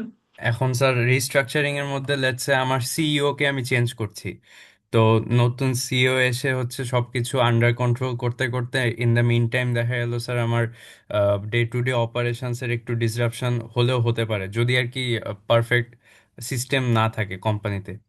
ওকে, রিস্ট্রাকচারিং যখন আমরা বলে থাকি আতিফ নর্মালি, রাইট, এটা কিন্তু কোন একটা ইন্ডিভিজুয়াল রোলকে যদি চেঞ্জ করি, এটাকে আমরা রিস্ট্রাকচারিং বলবো না আতিফ, ঠিক আছে? Okay sir. Right? Restructuring will mean এমন উই হইতে টক পারে স্যার যে বাজেট। হ্যাঁ বলেন, শফিক বলেন। এমপ্লয়ি লেভেলে স্যার অনেক চেঞ্জ আসতে পারে, বিভিন্ন রোলে যারা আছে এক্সপিরিয়েন্স পিপল চলে যেতে পারে নতুন। ওটাই বলছিলাম তো, আমি Yes, ওটাই sir. বলেছিলাম, ওই এক্সাম্পলটা আমি দিয়েছিলাম। দেখেন, আমার কোম্পানিটা অনেক পুরনো হয়ে গেছে এবং এমএনসি গুলো সারাক্ষণ এটা করে কিন্তু, কয়েক বছর পর পর গোল্ডেন হ্যান্ডশেক দেয় কিন্তু তারা, বুঝছেন? সো এই গোল্ডেন হ্যান্ডশেক যখন দেয়, আইডিয়া ইজ হোয়াট, দ্যাট পুরনো এমপ্লয় যারা আছে তাদেরকে আমি আই অ্যাকচুয়ালি ওদেরকে ফেজ আউট করে দেবো, because cost is very high. ওদের কস্টটা অনেক হাই কিন্তু, রাইট? কারণ এভরি ইয়ার তাদের স্যালারি বেড়ে গেছে। সো এটা একটা রিস্ট্রাকচারিং পয়েন্ট, একটা example. Second example restructuring could be that আমার কোম্পানির মধ্যে কয়েকটা ডিভিশন ছিল, রাইট? ফার্মাসিউটিক্যাল ছিল, তারপরে রিটেলিং ছিল, তারপর আমার হেলথ কেয়ার ছিল, এক্সেট্রা এক্সেট্রা। আমি ডিসাইড করলাম এখন রিটেলিংটাকে আমি বন্ধ করে দেবো, রাইট? রিটেলিংটা আমি বন্ধ করে দেবো। সো এরকম আর কি, দিস আর অল রিস্ট্রাকচারিং, যেগুলো which which affects a big segment of the organization, clear? And যখন রিস্ট্রাকচারিং হবে, তখন obviously this will be follow up, clear? Sir তাহলে এখানে রিস্কটা কোথায়? তো রিস্ট্রাকচারিং একটা একটা করে আমরা আসি। আমরা যখন পুরনো এমপ্লয়ি অনেকগুলো বাদ চলে গেল, রাইট, অনেকগুলো যখন চলে গেল, ওর জায়গায় আপনাকে নতুন এমপ্লয়ি নিতে হবে না? Yes sir. সো এখানে কি আপনার ভুল হওয়ার সম্ভাবনা নাই? এখানে ইয়েস লার্নিং স্যার। কার্ভের সমস্যা একটা নাই? It take time to learning curve, এটা একটা রিস্ক না একটা? Yes sir. They can make lot of mistakes, number one. Number two, যখনই একটা রিস্ক, একটা গোল্ডেন হ্যান্ডশেক দেয়, যারা এক্সিস্টিং এমপ্লয় যারা থেকে যাবে আর কি, ফর এক্সাম্পল, তারা কি এটাতে খুশি? এখন স্যার ডিপেন্ড করে, এখন মোস্ট লাইকলি না sir, why not? Because they may feel insecure যে তারাও হয়তো ইয়েস, চলে যেতে পারে। Absolutely, absolutely. তারা বলবো, আমরা যখন 2 বছর 3 বছর কোম্পানি থাকবো, আমার বললো যে ভাই তুমি অনেকদিন হয়ে গেছে, একটু অন্যদিকে তাকালে ভালো হবে, একটু, ক্লিয়ার? এদেরকে মোটিভেটেড রাখতে পারো আপনাকে। এই জন্য কিন্তু ইজ ভেরি ইম্পর্টেন্ট, এই রিস্ট্রাকচারিং যখনই করা হয়, ইজ অলসো চেঞ্জ ম্যানেজমেন্ট তো। We talked about change management in earlier also. Restructuring involves a lot of change management কিন্তু, এটাকে প্রপারলি হ্যান্ডেল করতে হবে কিন্তু, রিস্কিলিং করতে হবে, মোটিভেটেড রাখতে হবে ওদেরকে, রাইট? হ্যান্ড হ্যান্ডলিং করতে হবে কিন্তু ওদের সাথে, ওকে? কিন্তু স্যার একটু একটু আউট, একটু বাই, প্রশ্নটা প্রাসঙ্গিক হইতে পারে। বা রিপিটেশন, যে সে এমএনসি গুলা যখন এই কাজটা করে, যে সে অনেকদিন অভিজ্ঞ, খালি হয়তো তার স্যালারি বেড়ে গেছে কিন্তু তার যে কন্ট্রিবিউশন বা সেই মুহূর্তে কোম্পানিকে যে আউটপুটটা দিচ্ছে, তার যে এক্সপিরিয়েন্স, এতদিনের তার পিছনে সে ইনভেস্ট করলো, ট্রেনিং দিল, তো এইটার একটা যে খরচ, এটার তুলনায় আবার নতুন করে একজনকে নেওয়া, এটা তার জন্য অনেক ক্ষেত্রে লস হয়ে যেতে পারে না স্যার? মানে এই ক্ষেত্রে তারপরও কেন করে স্যার তারা? ওরা কেন করে সঠিক বলি আপনাকে, বিকজ ওরা যেটা করে থাকে আর কি, ওরা যেটা করে থাকে আনলাইক লোকাল কোম্পানিজ, ওরা একটা ট্যালেন্ট পাইপলাইন রাখে কিন্তু একটা, ক্লিয়ার, একটা ট্যালেন্ট পাইপলাইন রাখে। সো একটা লোক যখন চলে যায় বা দুটো লোক যখন চলে যায়, পাইপলাইনে কিন্তু তারা অলরেডি ডেভেলপ করে রেখে দিয়েছে কিন্তু, বুঝছেন? সো ইয়েস, ইয়েস খুব স্যার। একটা বড় খুব একটা বড় বড় ভয়েড হয় না কিন্তু আপনার। এইটাই হচ্ছে তাদের স্ট্রেংথ আর কি। আপনারা they make sure that people যারা জয়েন করছে, ভেরি ব্রাইট পিপল, তারা তারা নেয় বেসিক্যালি, এবং তাদেরকে কিন্তু রোল চেঞ্জ করা সারাক্ষণ। আপনি দেখবেন যে একটা একটা এমএনসিতে কিন্তু, আপনি এমএনসিতে দেখবেন যে ফাইন্যান্সে আপনি আছেন, আপনি এমন হতে পারে যে ফাইন্যান্স থেকে আপনি অন্য ডিপার্টমেন্টে চলে গেছেন। আমি যখন লাফার্জের আমি সিএফও ছিলাম, আমি একটা ছেলে, ওর ছিল আইটিতে, রাইট, ওকে আমি ট্রান্সফার করলাম to procurement, he became head of procurement, he did a very good job কিন্তু। এরপর সে গেল স্ট্র্যাটেজিতে, right. This is how MNCs work কিন্তু, they keep on changing roles to make sure ultimately you become a better manager. এবং এদের বুঝতে কিন্তু পারছি, সারাক্ষণ স্কিলিং করছে কিন্তু আপনার, তো কোনো ভয় হবে না বুঝতে কিন্তু। পারছি, বুঝতে পারছি, thank you sir. Thank you. Okay, একটা এক্সাম্পল দিলাম যে এম পেমেন্টটা, যেটা একটা এম পেমেন্ট সার্ভিস আর কি আপনার।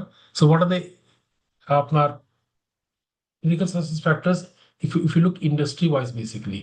এবং মোবাইল পেমেন্ট আমরা বাংলাদেশে তো ভেরি ভেরি কমন, আমরা তো স্পেশালি বিকাশ যদি বলে থাকি আর কি আপনার। সো এখানে এখানে যেটা হচ্ছে যে আহ, এই ইন্ডাস্ট্রি ক্রিটিক্যাল সাকসেস ফ্যাক্টর কোথায় দাঁড়াচ্ছে। এক নম্বর হচ্ছে যে এই ক্ষেত্রে যেটা হচ্ছে যে ব্যাংক এবং মোবাইল অপারেটরের মধ্যে একটা কোলাবোরেশন অবশ্যই থাকতে হবে, রাইট। সো ফর এক্সাম্পল এখন বিকাশে কিন্তু ব্যাংক থেকে আমি টপ আপ করতে পারছি, right. It this interoperability between banks and mobile operators. So they are not thinking them as rivals, number one. Number two, যারা মোবাইল অপারেটর আছে আর কি, তারা একটা নতুন একটা রেভিনিউ সোর্স পাচ্ছে একটা, বিকজ যখনই তারা এই সার্ভিসটা দিচ্ছে, ওরা একটা পয়সা তারা পায় from the mobile service companies, sorry from the M payment company আর কি। তারপর হচ্ছে আপনার যারা হ্যান্ডসেট ম্যানুফ্যাকচারার যারা আছে আর কি আপনার, তারাও কিন্তু যে ওদের যে সেটগুলোকে তারা লঞ্চ করে আর কি, অনেকগুলো এই সেটগুলো তারা কিন্তু they have to make sure that ultimately এই মোবাইল পেমেন্টটা সাপোর্ট করে বেসিক্যালি, রাইট। সো আজকাল তো বিদেশে দিয়ে যদি আপনি যান, আপনি দেখবেন যে আপনার ট্যাব দিয়ে তারা কিন্তু এখন পেমেন্ট করছে। আমার কার্ডটা তো ক্যারি করতে হয় না কিন্তু আপনার, right. I can just digital wallet করে I can just tap the transaction আর কি আপনার। সো এটা কিন্তু হ্যান্ডসেট ম্যানুফ্যাকচারার কিন্তু এখন করছে because of this mobile payment basically. তারপরে আপনার যেটা বললাম ক্যাশলেস সিস্টেম এখন তারা করছে, মার্চেন্ট যারা আছে আর কি, যারা আপনার যারা যারা মার্চেন্ট মানে যারা আলটিমেটলি প্রোডাক্টটা সেল করছে আর কি আপনার, তো ওরাও এটাতে they are also they are collaborating also, because at the end of the day এখানে তাদের আলটিমেটলি কস্টটা কমে আসতে পারে এবং নিউ টেক তারা সাপোর্ট করছে আর কি আপনার। So at the end of the day যারা ইউজার্স আছে তারাও কিন্তু আলটিমেটলি এখন বুঝতে পারছে দ্যাট এই মোবাইল পেমেন্ট সিস্টেমটা ইজ সেফার, রাইট, এবং is much ফাস্টার, also very convenient. যেটা একসময় ক্যাশ ক্যারি করতে হতো, এখন কিন্তু আপনি মোবাইল পেমেন্ট দিয়ে আপনি এটা করতে পারছেন বেসিক্যালি। তারপরে যেটা বললাম যে ক্যাশ আপনার কার্ড ক্যারি করতে হচ্ছে না আপনাকে। তারপরে আপনার পিনটা আপনাকে এখন কিন্তু ট্যাপ দিয়ে করা যেতে পারে, কন্ট্যাক্ট অ্যাক্সেস দিয়ে করা যেতে পারে, পিন লাগছে না আপনার তাহলে। ওখানে রিস্ক আছে অবশ্য। আর মোর ইম্পর্টেন্টলি সেটা হচ্ছে যে যেটা ভেরি ইম্পর্টেন্ট সেটা হচ্ছে যে মানে মোবাইল পেমেন্ট হওয়াতে কিন্তু যে একটা বড় সেকশন অফ পপুলেশন আনব্যাংকড সেক্টর যারা আছে আর কি আপনার, ওদের জন্য কিন্তু একটা অ্যাক্সেস হয়ে যাচ্ছে to use digital media instead of banking. তারা কিন্তু মোবাইল পেমেন্ট দিয়ে তারা কাজটা করতে পারছে, টাকা পাচ্ছে এবং পেমেন্ট করতে পারছে থ্রু মোবাইল ব্যাংকিং এর ক্ষেত্রে। সো এটা হচ্ছে আমাদের industry wise critical success factor. So every party there can actually collaborate in making sure that this thing succeeds basically.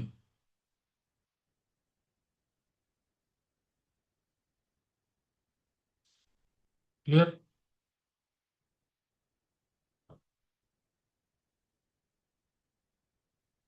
Okay.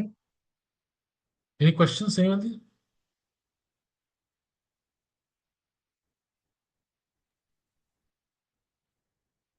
Okay, now we're going to a different topic altogether.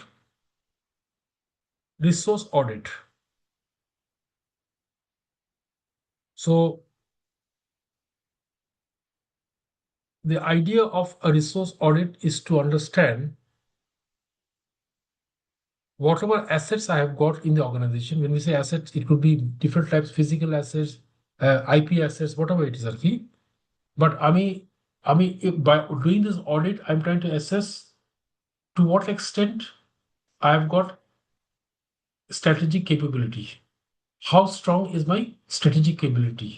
So if my these assets are strong, in that case, I have got higher strategic capability, right, compared to others. So এখানে also similar, যেটা আমরা আগে discuss করেছিলাম, একটা হচ্ছে যে threshold resources, আর একটা হচ্ছে ইউনিক এবং strategic resources, right? So threshold resource যেটা আমরা আগে বলেছিলাম, এটা মিনিমাম রিকোয়ার্ড টু সার্ভাইভ, এটা আমার লাগবেই টু সার্ভাইভ করার জন্য। আর কিছু কিছু আমার থাকবে which are more important, সেটা হচ্ছে ইউনিক বা strategic resources, which are actually my sources of competitive advantage. So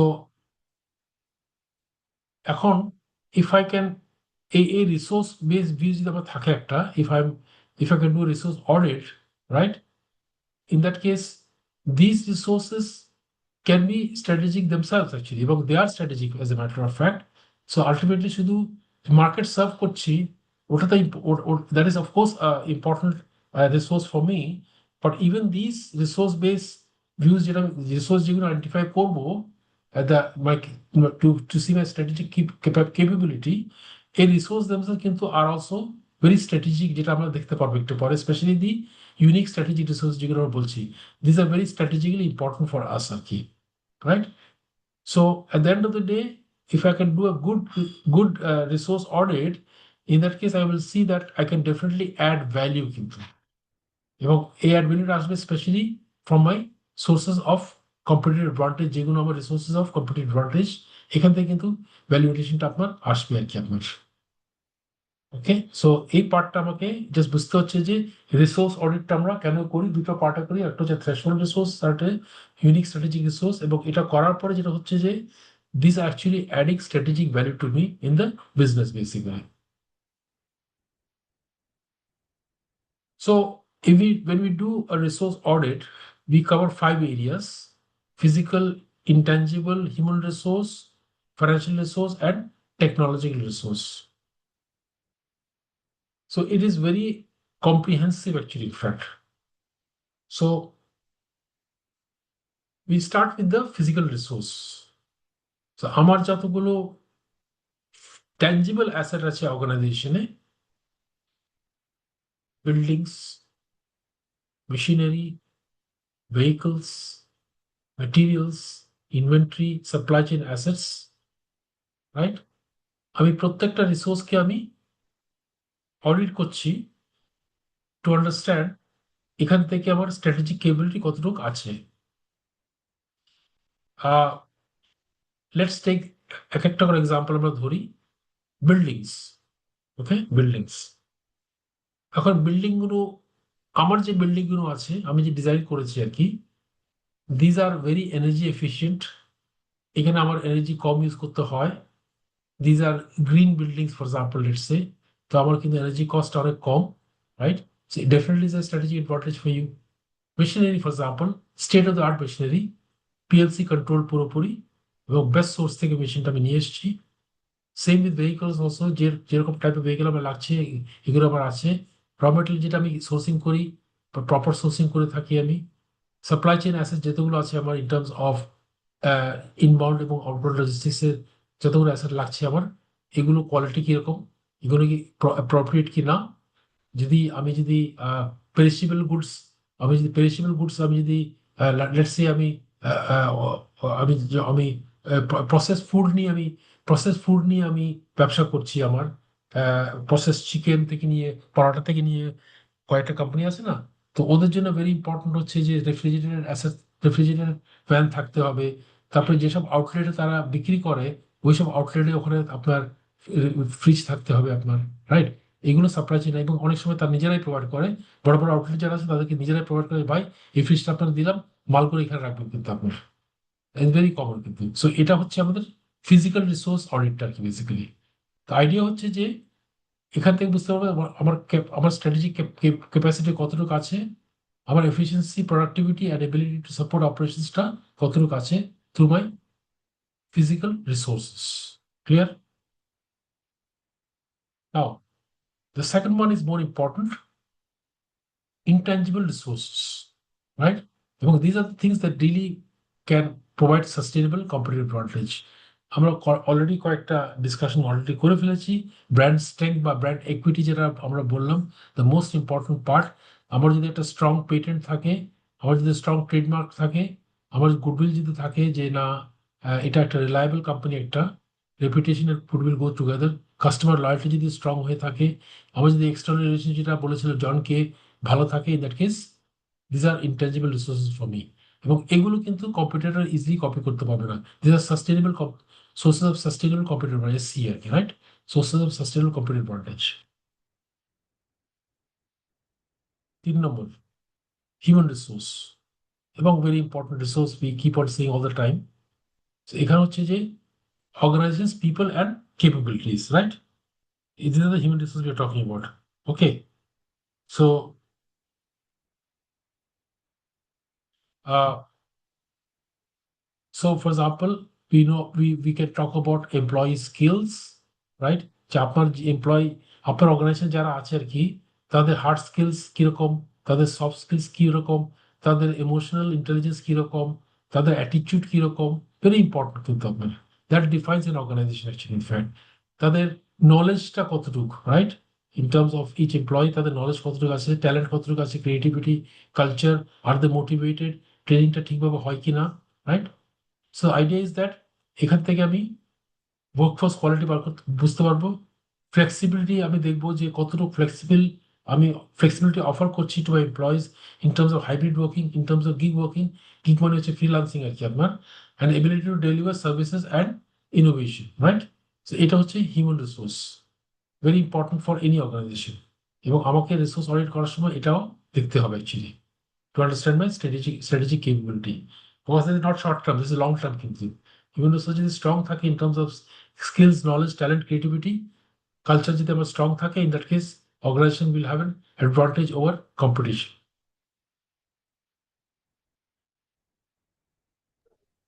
sir একটু জানা নাই, লজ্জা করে লাভ, হাইব্রিড আর গিগ ওয়ার্কটা কি স্যার? এটা তো মনে Oh, হয় জানতাম, ভুলে গেছি।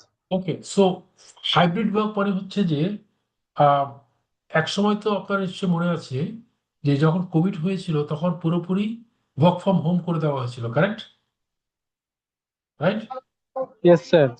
কারণ তখন তো সব পুরো লকডাউন ছিল। সো কোম্পানি তো প্রথম প্রথম 5-10 দিন তো বুঝতে পারছিল না যে কি করবে। এরপরে তো তারা বললো ঠিক আছে, বা ওয়ার্ক ফ্রম হোম করো, ঠিক আছে না? আচ্ছা, ইয়েস স্যার। এখন যেটা হয়েছে গ্লোবাল প্র্যাকটিস যেটা সফিক, সেটা হচ্ছে যে যেহেতু ওয়ার্ক ফ্রম হোম করতে করতে সবাই এটা একটা কিছুটা মজা পেয়ে গেছে আর কি, বার অফিসে হ্যাঁ, যেতে হচ্ছে না, বাসা থেকে কাজ করছি আর কি। এখন তারা জি বলছে স্যার। না ভাই, তোমাকে সপ্তাহে অ্যাটলিস্ট 2 দিন বা 3 দিন আসতে হবে ফিজিক্যালি, রাইট? বুঝতে আর পারছি। 2 দিন তুমি বাসা থেকে কাজ করো, 3 দিন ফিজিক্যালি তুমি অফিস করো কিন্তু। এখন এটা কম কম গ্লোবালি, বিদেশি আর কি। ফর এক্সাম্পল আমি কানাডায় যাই বা ইউএসএ যখন যাই, এটা খুবই কমন কিন্তু হাইব্রিডটা আর কি আপনার। গিগ ওয়ার্ক মানে ফ্রিল্যান্সিং, জি স্যার। ফ্রিল্যান্সিং, জি স্যার, রাইট? বুঝতে পেরেছি। জি স্যার। ফ্রিল্যান্সিং ওটা আমরা পরে ডিসকাস করবো আমরা। ওকে, সো 4 নম্বর, very important, financial resources. Because একটা জিনিস আমাদের মনে রাখতে হবে, দ্যাট একটা অর্গানাইজেশনকে যদি সাস্টেইন করতে হয়, you must have a very strong financial base. মানে অ্যাজ উই স্পিক নাও বাংলাদেশে যেটা হচ্ছে এখন, মানে আমি যে সেক্টর আছি, সিমেন্ট সেক্টর আমি আছি আর কি, আর আমার অনেক সেক্টর আছে, বাট সিমেন্ট সেক্টর স্পেসিফিকলি বলছি যে এখন ছোট ছোট কোম্পানিগুলো আস্তে আস্তে বন্ধ হয়ে যাচ্ছে কিন্তু আপনার, বিকজ তাদের ফাইন্যান্সিয়াল ক্যাপাসিটি নাই।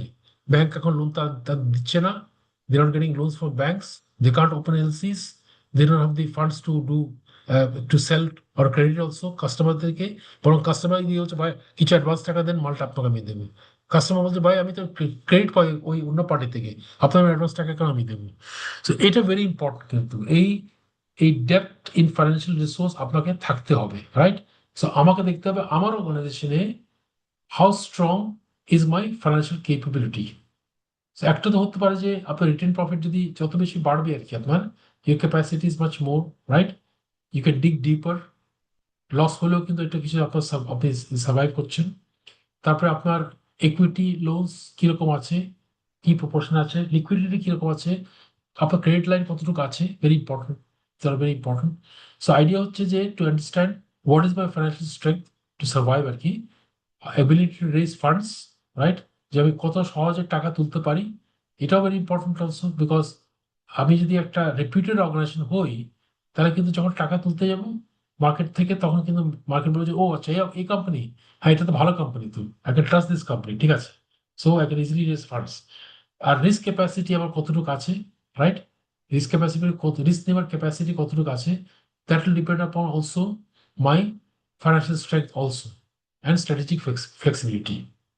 সো এটাও ভেরি ক্রিটিক্যাল রিসোর্স, এবং এটাও আমাকে অডিট করতে হবে to understand that how strong is my are my financial resources for long term sustainable operations. Clear?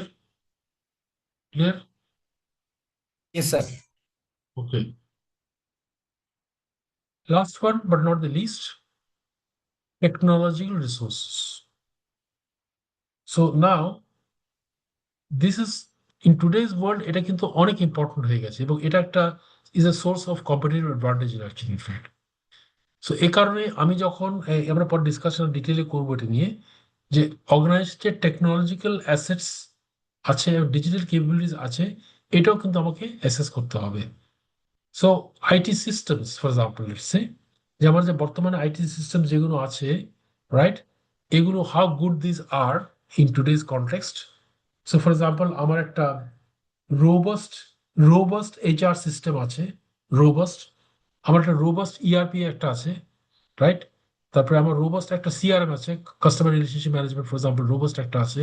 তারপর ফ্যাক্টরিতে আমার আপনার মেনটেন্যান্সের জন্য একটা আলাদা আমাদের আমাদের ইয়ে আছে, ভেরি রোবাস্ট সিস্টেম আছে আমার আমার so এগুলো হচ্ছে IT systems.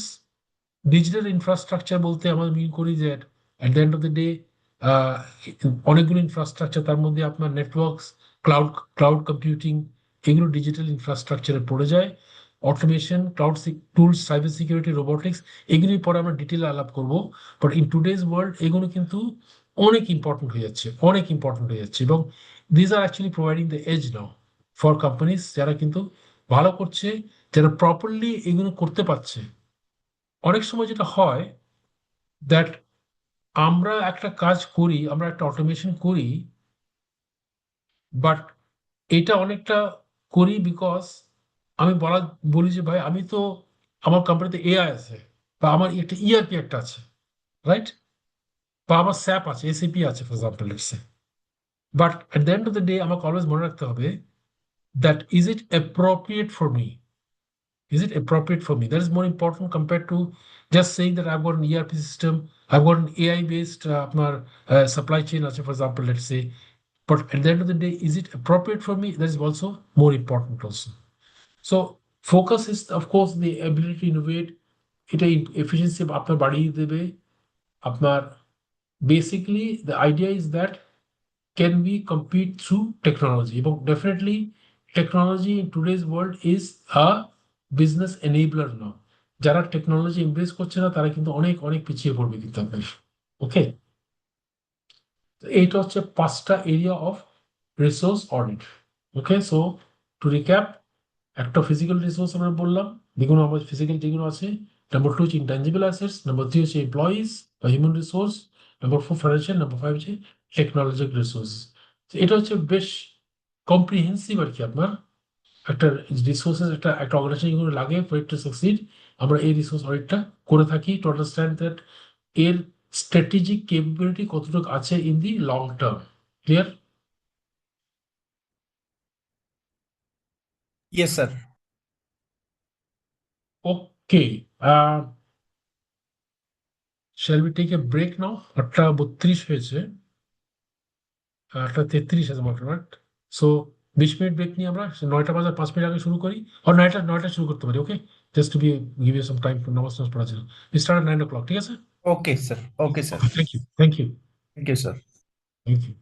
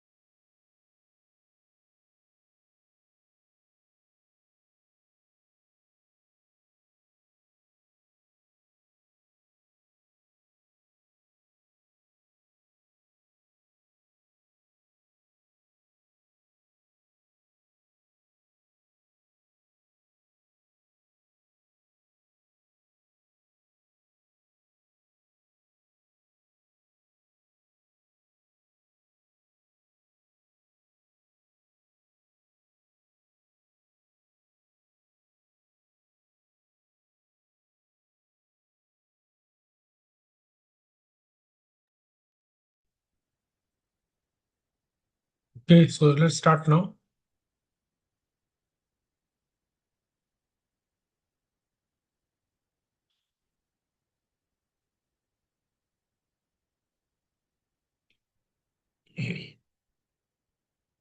So let's now discuss a bit on human capital and workforce flexibility. So we said that basically when we talk about human capital, we are talking about the skills of the people. We are talking about how creative they are, how knowledgeable they are, এবং তাদের কতটুকু problem solving ability আছে।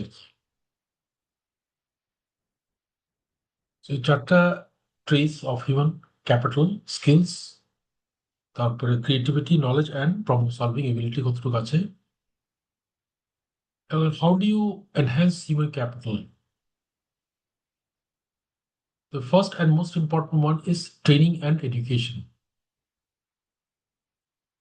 So training এর কোনো বিকল্প নাই because world is changing fast, concepts are changing fast. যেটা আমি 1 বছর আগে পড়েছিলাম এখন the concepts have changed now. So এখানে educational ব্যাপার আছে, training এর ব্যাপার আছে. So there are many ways of imparting this training. Workshop দিয়ে হয়, but আজকাল workshopটা খুব একটা useful মনে করা হয় না। অনলাইনটা বেটার নাও, বিকজ অনলাইন যদি স্ট্রাকচার্ড লার্নিং হয়ে থাকে উইথ সার্টিফিকেশন তাহলে এটা একটু বেটার হয়। প্লাস অন দ্য জবটা is very important also training এর জন্য। নাম্বার টু, যেটা আমরা বারবার বলছি, that you must encourage your employees for creativity and experimenting, because without that you cannot have innovation. If you want innovation, you got to allow creativity. You got to nurture creativity. So everybody must experiment. That's the more important part. তারপরে obviously এটা no brainer, motivating employees is both financial as well as non-financial incentives, and talent management and retention program, right? So এটা হচ্ছে basically যারা আপনার talents আছে in your organization তাদেরকে আপনি কিভাবে ম্যানেজ করছেন এবং তাদের মোর ইম্পর্টেন্টলি তাদেরকে রিটেন করার জন্য আপনি কি করছেন, কারণ ওরাই হচ্ছে আপনার future resources, but they are the most vulnerable. কারণটা হচ্ছে বলো তো কেন? Why are the most vulnerable? They will offer from many sides. They will get lot of offers, they are marketable, তাই না? Yes. They are marketable. ওরা কিন্তু head hunters তাদেরই কি ধরে, ভাই আপনার তো যে জবটা করছেন আপনাকে তো সিনিয়র পজিশনে নিয়ে যাবো, আপনাকে এত টাকা দেবো আর কি, রাইট? এই কারণে এদেরকে আপনাকে ম্যানেজ করতে হবে। Talent management is very critical কিন্তু। And last but not the least, to use competition and problem solving activities. So আমি যখন লাফার্জে ছিলাম আর কি, আমাদের একটা কম্পিটিশন হতো, এভরি ইয়ার কম্পিটিশনটা হতো। এটা লোকাল লেভেলে শুরু হয়ে চলে যেত গ্লোবাল লেভেলে কিন্তু। এবং বাংলাদেশে আমি 2-1 বার গেছিলাম গ্লোবাল লেভেল অলসো আমরা। সো এটাকে আমরা বলতাম idea factory, idea factory. So এটা হচ্ছে যে any employee in the organization can give some creative idea, যেখানে সেল বাড়বে, কস্ট কমবে, এফিসিয়েন্সি বাড়বে, হিউম্যান স্কিল বাড়বে, হোয়াট এভার ইট ইজ। কোনো একটা এরিয়াতে সে একটা কিছু একটা ইনোভেটিভ সলিউশন দিল যেটা আমরা আগে করিনি কিন্তু। এইগুলোকে ইভ্যালুয়েট করার পরে ultimately first second third prize দেওয়া হতো, এবং আলটিমেটলি এগুলো কিন্তু গ্লোবালি ফার্স্ট করতো কি, সবগুলোকে নিয়ে তারা একটা গ্লোবাল কম্পিটিশন করতো। Very very nice, very very useful, I found it very useful. এখানে কিন্তু অনেক নতুন নতুন আইডিয়াস কিন্তু আপনার ক্রিয়েট হতো আর কি আপনার। সো এটা একটা very good way of nurturing innovation and creativity.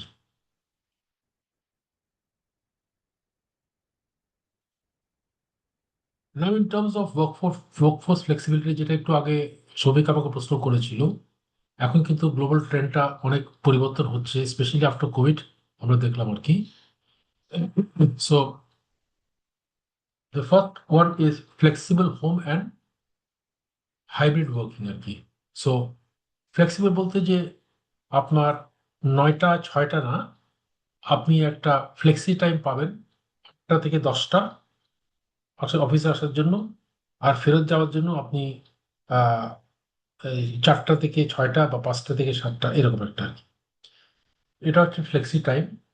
একইভাবে আপনি বাসা থেকে কাজ করছেন, বিভিন্ন লোকেশন থেকে আপনি কাজ করছেন। সো এটার সুবিধাটা কোথায় আমি আপনাকে বলি এখন। লেটস সে এখন H1B ভিসা ইউএসএ তে তারা দিচ্ছে না। দিচ্ছে না মানে হচ্ছে তারা বলেছে এখন থেকে H1B ভিসা যদি কেউ স্পন্সর করতে হয়, H1B হচ্ছে ফরেন স্টুডেন্টদের জন্য, so they have to pay $1 lakh. এখন $1 লাখ তো কোনো এমপ্লয় দিতে চাইবে না ভিসা স্পন্সর করার জন্য।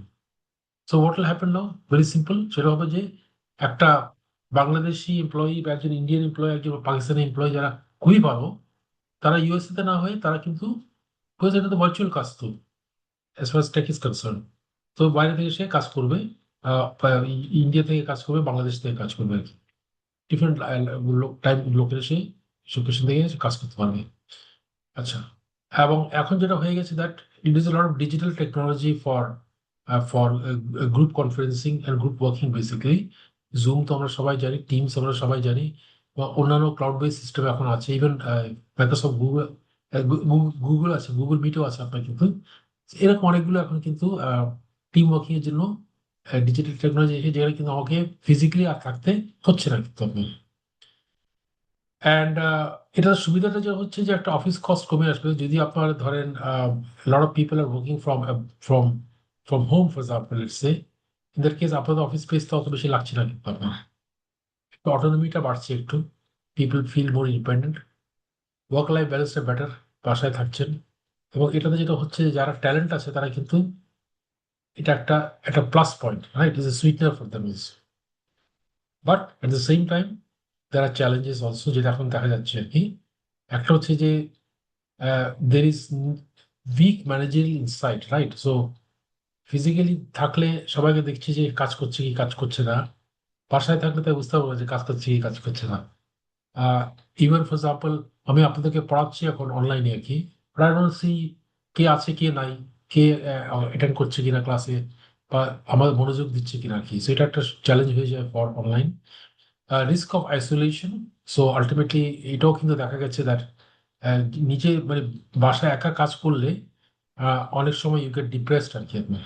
আর টিমে কাজ করলে তো মাঝে মধ্যে আপনি গল্প করছেন, কাজ করছেন, ইন্টারাক্ট করছেন। এটা একটা মেজর মেজর একটা ইস্যু দেখা যাচ্ছে এখন। এবং ডেটা সিকিউরিটি কনসার্ন, বিকজ যেহেতু আপনি হোম বাসা থেকে আপনি ডেটা অ্যাক্সেস করছেন, sensitive data of your organization, এখানে একটা সিকিউরিটি ব্রিচ হওয়ার সম্ভাবনা আছে, বিকজ আপনি তো ইয়ে গোয়িং, আপনি ইয়ে আপনি কিন্তু এক্সটার্নাল এক্সটার্নাল আপনার আপনি মিডিয়াম, আপনি আপনি আপনি এটা অ্যাক্সেস করছেন আপনি। গিগ ইকোনমি যেটা বলেছিলাম, that freelancing basically. So freelancing contract workers, so আজকাল কিন্তু এটা খুব অনেক কমন হয়ে গেছে। আজকাল কিন্তু অনেকগুলো আপনার গ্লোবাল সাইটস এসে গেছে, লাইক আপওয়ার্ক, ফাইবার, এবং অনেকগুলো গ্লোবাল সাইটস আছে যারা কিন্তু প্রজেক্ট বেস কাজ দিচ্ছে আর কি, যে আপনি ডিজাইনিং করেন, কন্টেন্ট রাইটিং করেন, যদিও বা এখন কিন্তু এআই এগুলোকে আস্তে আস্তে খেয়ে ফেলছে এখন আর কি, বা অ্যাকাউন্টিং আপনি এন্ট্রি করেন, হ্যাঁ, এগুলো কিছু কাজ কন্ট্রাক্টর তারা করে দেয় আর কি আপনার, রাইট। সো এটা গিগ আমি বলে থাকি আর কি। আর এটার অ্যাডভান্টেজটা হচ্ছে যে there is cost flexibility obviously, because কস্টটা একটু কমে আসছে আপনার। আর স্পেশালাইজ স্কিল পাচ্ছেন, কারণ যারা ভালো আছে গ্লোবালি আপনি তাদেরকে সোর্স করতে পারছেন, আপনার কিন্তু আপনার দেশের জন্য সীমাবদ্ধ আপনি থাকছেন না। There are some ethical concerns also about gig economy. Like for example, যারা আপনার ফ্রিল্যান্সিং কাজ করছে, ওরা তো ধরেন একটা নর্মাল এমপ্লয়ির মতন তারা বেনিফিটস পায় না, লাইক রিটায়ারমেন্ট বেনিফিটস তারা পাবে না, লিভ তারা পায় না, হুম, আরো অনেকগুলো বেনিফিটস দেওয়া হয় টু পার্মানেন্ট ওয়ার্কার্স, যেটা কিন্তু এরা পায় না। সো এটা কি এথিক্যালি কারেক্ট কিনা, because at the end of the day আপনি তো এক্সপ্লয়েট করছেন, তাই না? তবে job insecurity also is there also, because আজকে আপনার ফ্রিল্যান্সার, কালকে আপনার জব নাই। 3 নম্বর হচ্ছে আপনার loss of workers rights, which is similar to ethical concerns, যে ওদের যে কতগুলো রাইটস থাকে অ্যাজ লেবার, মিনিমাম রাইটস আর লেবার ল রাইটস থাকে, ওরা কিন্তু এটা পাচ্ছে না। আর যখনই পিক ডিমান্ড হবে কোনো একটা জিনিসে, তখন তো এরা তো যেহেতু ফ্রিল্যান্সার, তখন হয়তো তাদেরকে আপনি পাবেন না, রাইট? সো এটা একটা major issue also for gig economy. 3 নম্বর হচ্ছে যে changing workforce demographics, right? So এটা হচ্ছে very common phenomena with let's say Japan অথবা ইউরোপিয়ান কান্ট্রিজ যেগুলো আছে, সবগুলোতে আর কি, কারণ এখানে তো ageing population, right? Ageing population যখন হচ্ছে, তখন তো আপনার ওয়ার্কফোর্স তো ইয়াং না, আপনি এমপ্লয় করছেন ওল্ডার ওয়ার্কার্স আর কি, রাইট? সো এখানেও কিছু চ্যালেঞ্জেস থাকে আর কি আপনার।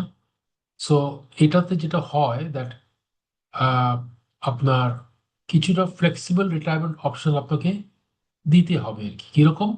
তাহলে আপনি বললেন যে ঠিক আছে, আপনি আমাদের রিটায়ারমেন্ট এজ হচ্ছে 65, বাট আপনি 58-এও রিটায়ার করতে পারেন, আপনাকে আমরা একটা মোটামুটি ভালো একটা আপনাকে বেনিফিট দেবো আর কি আপনার, রাইট? অথবা আপনি এখন আপনি মানে আস্তে আস্তে আপনি কাজটা কমিয়ে দেন এবং আপনি কিছু আমার আমার সাথে কন্ট্রাক্টে কিছু কাজ করেন, এরকম আর কি। তারপরে ইনক্লুসিভ এইচআর প্র্যাকটিসেস। ইনক্লুসিভ বলতে আপনার মানে এদেরকে আলটিমেটলি আপনার যে আপনি যে এইচআর প্র্যাকটিসেস যেগুলো আছে, এরাও যেন ultimately they are benefited by this HR practices, they are not exploited আর কি, যে তারা পুরনো এমপ্লয় হয়ে গেছে, আলটিমেটলি তাদেরকে আমি মানে এক্সপ্লয়েট করবো বেসিক্যালি আর কি। অ্যান্ড রিডেজিগনেটেড রোলস, এটা হচ্ছে অনেকটা এরকম দ্যাট মানে আপনি towards the end of the term আপনি তাদেরকে কন্ট্রাক্টে নিয়ে গেলেন, অথবা আপনি ওদের আওয়াজটা কমিয়ে দিলেন, ফর এক্সাম্পল ওয়ার্কিং আওয়ার্সটা তাদের কমিয়ে দিলেন, এটাও হতে পারে কিন্তু আপনার। Because at the end of the day আমরা দেখছি যে এরা হচ্ছে ওল্ডার ওয়ার্কার্স। সো ওটা আমাকে মাথায় রাখতে হবে in terms of the needs also, in terms of the organization needs আর কি, আমি এই দুটোকে আমাকে ম্যাচ করতে হবে। And last but not the least, diversity and inclusion new now central to HR strategy. কারণটা হচ্ছে যে আপনার এখন যেটা হয়ে গেছে দ্যাট আপনার whether it is age, whether it is religion, whether it is culture, whether it is আপনার লোকেশন, বিভিন্ন দুনিয়া থেকে আর কি আপনার, whether it is male female gender this thing, whether it is আপনার আপনার ফিজিক্যালি ইম্পেয়ার্ড। সো এখন কিন্তু সব যেগুলো ভালো কোম্পানি যারা আছে আর কি বেসিক্যালি, এরা কিন্তু এই ডাইভার্সিটি অ্যান্ড ইনক্লুশন পলিসিটা তারা করছে এখন, কিন্তু করছে because at the end of the day এগুলো করলে যেটা হয় দ্যাট আপনার যে মানে কমিউনিটিস যারা আছে, ওরা কিন্তু they see the company in a favourable light, because তারা মনে করে that this company is fair. তারা সবাইকে কিন্তু, তারা কাউকে কিন্তু আলাদা করে মানে সিঙ্গেল আউট করে না, তারা সবাইকে একটা অপরচুনিটি দেয়, ইভেন ফিজিক্যালি ইম্পেয়ার্ড ওয়ার্কারকে তারা দিচ্ছে আর কি। আলটিমেটলি ওই যে ট্রাস্ট অ্যান্ড রেপুটেশন যে আমরা বলেছিলাম, এই ট্রাস্ট অ্যান্ড রেপুটেশন এইভাবে এনহ্যান্স করা হয় আর কি।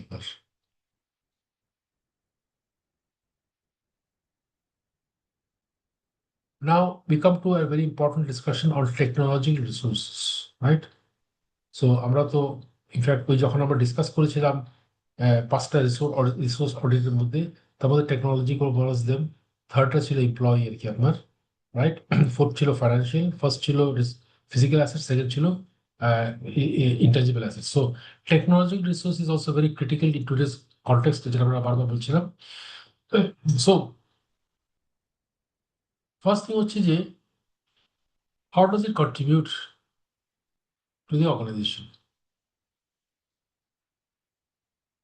একটা হচ্ছে যে technology management capability, technology management capability. So ability to plan, implement and manage major IT systems. So এখানে একটা ক্রিটিক্যাল ইস্যু হচ্ছে যে আপনার যারা এই আইটি সিস্টেমগুলো অপারেট করবে, your employees, are they adequately skilled or not? And in my experience, I've seen that in most cases, they are not adequately skilled. কেন বলি আপনাকে? বিকজ আমরা কোনো একটা আইটি সিস্টেম নিলাম, আমরা একটা ইআরপি নিলাম একটা, ফর এক্সাম্পল লেটস সে, এবং আমাদের একটা ইআরপি ডেডলাইন থাকে যে আমাকে 6 মাসের মধ্যেই ইআরপিটা ডেলিভার করতে হবে। সো আমরা অলওয়েজ একটা রাশ মেন্টালিটিতে থাকি। আমাদের যে user training, user acceptance test যেটা আমরা বলে থাকি ট্রেনিং এর পরে, আমাদের ডিজাইন করাটা যেটা আর কি, ব্লু প্রিন্টটা করাটা, ব্লু প্রিন্ট করে তারপরে অ্যাজিস এর সাথে ব্লু প্রিন্টটা আপনার ম্যাচ করাটা, গ্যাপ অ্যানালিসিস করে আপনার আপনার ইআরপি কে ডিজাইন করার জন্য ডিজাইন করে তারপরে আপনার ইউজার ট্রেনিং দেওয়াটা, ইউজার অ্যাকসেপ্টেন্স টেস্ট দেওয়াটা, প্যারালাল রান করাটা, এগুলো কিন্তু very critical for any ERP or any IT system. In many কেসে যেটা হচ্ছে যে I seen that this is done very poorly কিন্তু আপনার, এবং ট্রেনিংটা ভালো করে হয় না, রাশ হয়, আলটিমেটলি গিয়ে যে অবজেক্টিভ নিয়ে আপনি ইআরপি নিয়েছিলেন এটা কিন্তু ফুলফিল হয় না, বা অন্য আইটি সিস্টেম নিয়েছিলেন ফুলফিল হয় না। হ্যাঁ, আমাদের এটা আছে, কিন্তু আলটিমেটলি গিয়ে যখন দেখবেন যে কতটুকু এটা ইমপ্লিমেন্ট করছে, আপনি দেখবেন যে ম্যাক্সিমাম কেসে এটা কিন্তু is not giving the result. So আমরা জানি যে ভালো সিস্টেম যদি থাকে, কস্ট কমাবে, এফিসিয়েন্সি বাড়াবে, এটা কোনো ডাউট নেই অ্যাবসলিউটলি। আর 3 নম্বর হচ্ছে যে poor systems damage customer experience and increase cost, right? So আপনার যদি যেটা বলেছিলাম দ্যাট আপনার আহ, আপনার সিআরএম যদি, কাস্টমার রিলেশনশিপ ম্যানেজমেন্ট যদি সফটওয়্যারটা যদি ভালো না থাকে, তাহলে customer will not have very good experience আর কি আপনার, রাইট? সো ফর এক্সাম্পল যারা অনলাইন ব্যবসা করছে, অনলাইন পোর্টালটা যেটা আছে এটা সুন্দর করে আপনাকে ডিজাইন করতে হবে। সো একটা কাস্টমার এক্সপিরিয়েন্স যেন ভালো হয় from the time he goes in to the system to the time he exits, এটা কত সহজে সে করতে পারে, অ্যাজ অপোজ টু কত চাপ, কত কিস তাকে বেশি চাপ দিতে হবে আর কি আপনার। তো এই কারণে কিন্তু আমরা যখন কোনো আইটি সিস্টেম ডিজাইন করব, we must enhance the customer experience, right? না হলে আপনার কষ্ট বাড়বে, কাস্টমার এক্সপিরিয়েন্সটাও খারাপ হবে। Customer can also mean your in house customers as oppose to external customers. Okay, B হচ্ছে technology as a competitive force, যেটা বারবার আমরা বলছি দ্যাট আপনি যদি টেকনোলজিকে প্রপারলি ইউজ করতে পারেন, this can be a source of competitive advantage, CA first, right? So আমরা যে by doing by embrace technology আমরা কিন্তু নতুন প্রোডাক্ট সার্ভিসেস আমরা করতে পারি। লাইক ফর এক্সাম্পল এখন তো অ্যাপগুলো তো as you can all see that একটা ভালো অ্যাপ যদি আপনি করেন, এটা is a definitely enabler, right? Is definitely enabler. আপনি অটোমেশন যত বেশি করবেন, আলটিমেটলি দেখবেন যে আপনি কিন্তু you have an edge over your competition, right? Just to give example, আমি একটা ব্যাংক অ্যাকাউন্ট খুলবো, এখন লেটস সে এটা খোলার জন্য আমাকে ব্যাংকের কাছে যেতে হচ্ছে, গিয়ে তার কাছ থেকে ফর্ম নিতে হচ্ছে, ফর্ম নিয়ে তারপরে আমি ফর্মটা ফিল আপ করছি, বিশাল একটা ফর্ম ফিল আপ করে তাকে জমা দিচ্ছি, অনেকগুলো কাগজ টাকা আমি দিচ্ছি আর কি, দিয়ে দেওয়ার পরে সে হয়তো অ্যাকাউন্টটা খুলছে। কিন্তু আজকাল আপনি বিদেশে যদি যান, আর দেশে অলসো অনেকগুলো ব্যাংক আছে যারা বলছে ভাই আমার ব্রাঞ্চে আসতে হবে না, আপনি অনলাইন অ্যাকাউন্টটা খুলতে পারবেন কিন্তু আপনার। তো এরকম আর কি আপনার অটোমেশন যদি হয়, জিনিসটা অনেক বিকামস কম্পিটিটিভ ফোর্স। যারা এই সার্ভিসটা অফার করছে, obviously they will have an edge over competition. তারপরে ডিস্টার্বস ইন্ডাস্ট্রিজ, অনেক এক্সাম্পল আমরা দেখি। নেটফ্লিক্স এসে তো আলটিমেটলি ডিভিডিস গুলো 12টা বাজিয়ে দিল। তারপরে আপনার ডিজিটাল ক্যামেরা এসে ফিল্ম ইন্ডাস্ট্রিকে 12টা বাজিয়ে দিল।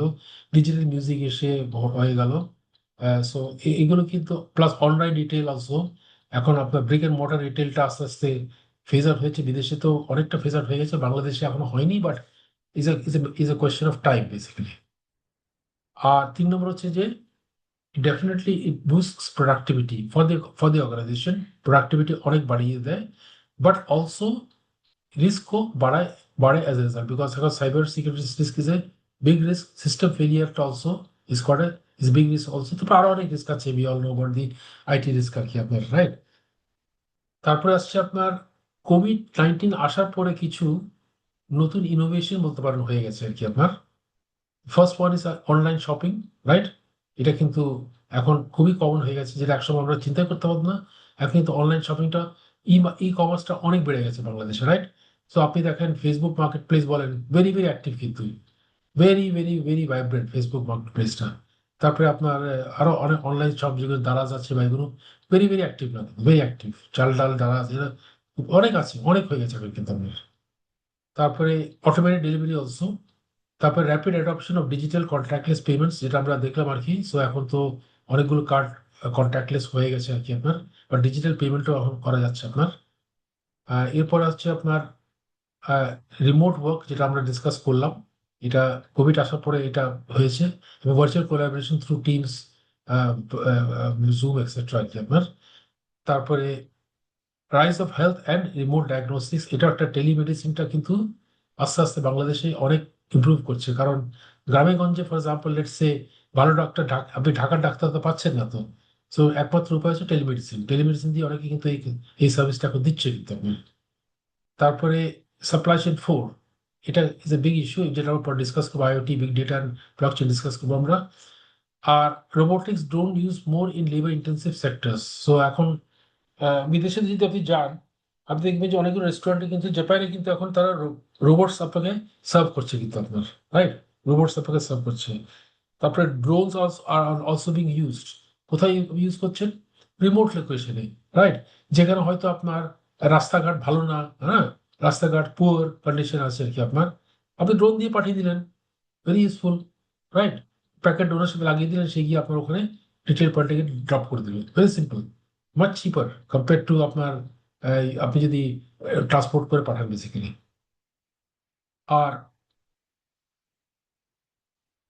এই লং টার্ম এফেক্ট যেটা হচ্ছে, এবং আমরা সেটা সবাই দেখতে পাচ্ছি এখন, যে টেকনোলজি যেটা হচ্ছে আসার পর পরে আর কি, যেটা হচ্ছে একসময় যেটা হয়েছিল যে আমরা ইন্ডাস্ট্রিয়াল রেভলিউশনের আগে আর কি আপনার 18th সেঞ্চুরি ইন্ডাস্ট্রিয়াল রেভলিউশনের আগে যখন ম্যানুয়ালি কাজগুলো করতাম, ইন্ডাস্ট্রিয়াল রেভলিউশন আসে, মেশিন কাজগুলো টেক ওভার করলো। তো পিপল হ্যাভ টু রিস্কিল, তখন people have to reskill to run machines basically, right? তো এখনো তাই ঘটনা ঘটছে আর কি, দ্যাট এখন with the advent of technology, with the advent of AI, with the advent of robotics, এখন কিন্তু আমাদেরকে রিস্কিল করতে হবে আমাদেরকে। সো ম্যানুয়ালি যে কাজটা করতাম যেহেতু ওটা থাকছে না, আমাকে হায়ার স্কিলগুলো আমাকে এখন অ্যাডাপ্ট করতে হবে।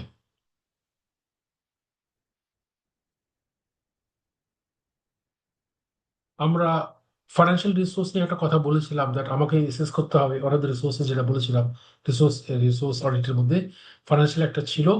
সো ফাইন্যান্সিয়াল আমরা বলেছিলাম mainly the capacity of the company in terms of written earnings, ওদের ক্যাপাসিটি কত, ডেট ইকুইটি আছে, লোন কত কত আছে, ব্যাংকিং রিলেশনশিপ কি আছে, আমরা এগুলো আলাপ করেছিলাম। So in terms of financial resource আমরা কি কি দেখবো আমরা? সো ওই যেটা বলেছিলাম যে কতটুকু আমার ক্যাপাসিটি আছে, এবং কত সহজে, যেটা আমরা আলাপ করেছিলাম, কত সহজে সে আরো এডিশনাল ফান্ড রেজ করতে পারে, রাইট? সো আমরা সাধারণত ইন্টারনাল ফান্ডটাকেই প্রেফার করব। ইন্টারনাল ফান্ড বলতে যে রিটেন প্রফিটস ফর এক্সাম্পল, এটা হলে যেটা সুবিধা হচ্ছে যে there is no loss of control. কারণ আমি যদি নতুন ইকুইটি ইস্যু করে থাকি, এক্সিস্টিং যারা equity holders, unless is rights issue আর কি আপনার, so existing equity holders will be ultimately losing control, sponsors will lose control, are is cheaper also. Retained profits are cheaper compared to raising equity itself. আচ্ছা, আর external finance যখন আমি নিচ্ছি, in that case there are certain implications. So first implication হচ্ছে যে আপনার যেটা date obligation যেটা আসছে আর কি, ইন্টারেস্ট প্লাস লোনটা আপনাকে ফেরত দিতে হচ্ছে। অ্যান্ড এটা বলছে লস অফ ওনারশিপ, যখন আমি নতুন ইকুইটি ইস্যু করছি তখন আমার ডাইলুশন হচ্ছে, ওনারা পাওয়ার পাচ্ছে আপনার। Our reporting requirement is very, very onerous, as we know that so আপনার for banks, for investors, এই রিপোর্টিং রিকোয়ারমেন্টটা অনেক বেড়ে যায় কিন্তু আপনার। আচ্ছা, বিদেশে কিন্তু এখন এই ক্রাউড ফান্ডিং কনসেপ্টটা খুব তাড়াতাড়ি গ্রো করছে। সো ক্রাউড ফান্ডিং মানে হচ্ছে যে আপনি instead of raising money from banks, instead of raising money from capital market, আপনি ক্রাউড ফান্ডিং করছেন। ক্রাউড ফান্ডিং মানে হচ্ছে ডাইরেক্টলি আপনি যারা আম জনতা তাদের বলছেন, ভাই আমি এটা এই প্রজেক্টটা করতে যাচ্ছি, it could be welfare project, it could be আপনার money making profit making project, whatever it is. So আপনি আমাকে ফান্ডিং করেন, the funding here actually is very very small আর কি, খুব ছোট ছোট অ্যামাউন্ট হয় আর কি, $10 $20 per পার্সন আর কি, অনেকটা এরকম আর কি বেসিক্যালি, রাইট? সো গায়ে লাগে না অনেকটা বলতে পারেন আর কি। সো এটা বলে আমরা ক্রাউড ফান্ডিং বলে থাকি। সো এটা চ্যারিটেবল ওয়ার্ক যারা করে থাকে আহ, ওরা কিন্তু সরি মাই অ্যাপোলজি, যারা আপনার এই ডোনেট করে, ফর এক্সাম্পল যদি কেউ ডোনেশন করে আর কি, তাদেরকে একটা কিছু সিম্বলিক রিওয়ার্ড আপনি দিচ্ছেন। Symbolic reward could be in terms of একটা রিকগনিশন দিচ্ছেন, তাকে একটা, ওকে ডেকে একটা অফিসে আপনি একটা তাকে একটা সার্টিফিকেট দিচ্ছেন, আপনি সাপোর্ট করেছেন। তারপরে ধরেন আপনি একটা অ্যাড দিয়ে দিলেন একটা, যে আমাদের ইনি একটা ইয়ে করেছে বেসিক্যালি, রাইট? তারপরে একটা হতে পারে যে আপনার you can raise debt through crowd funding also.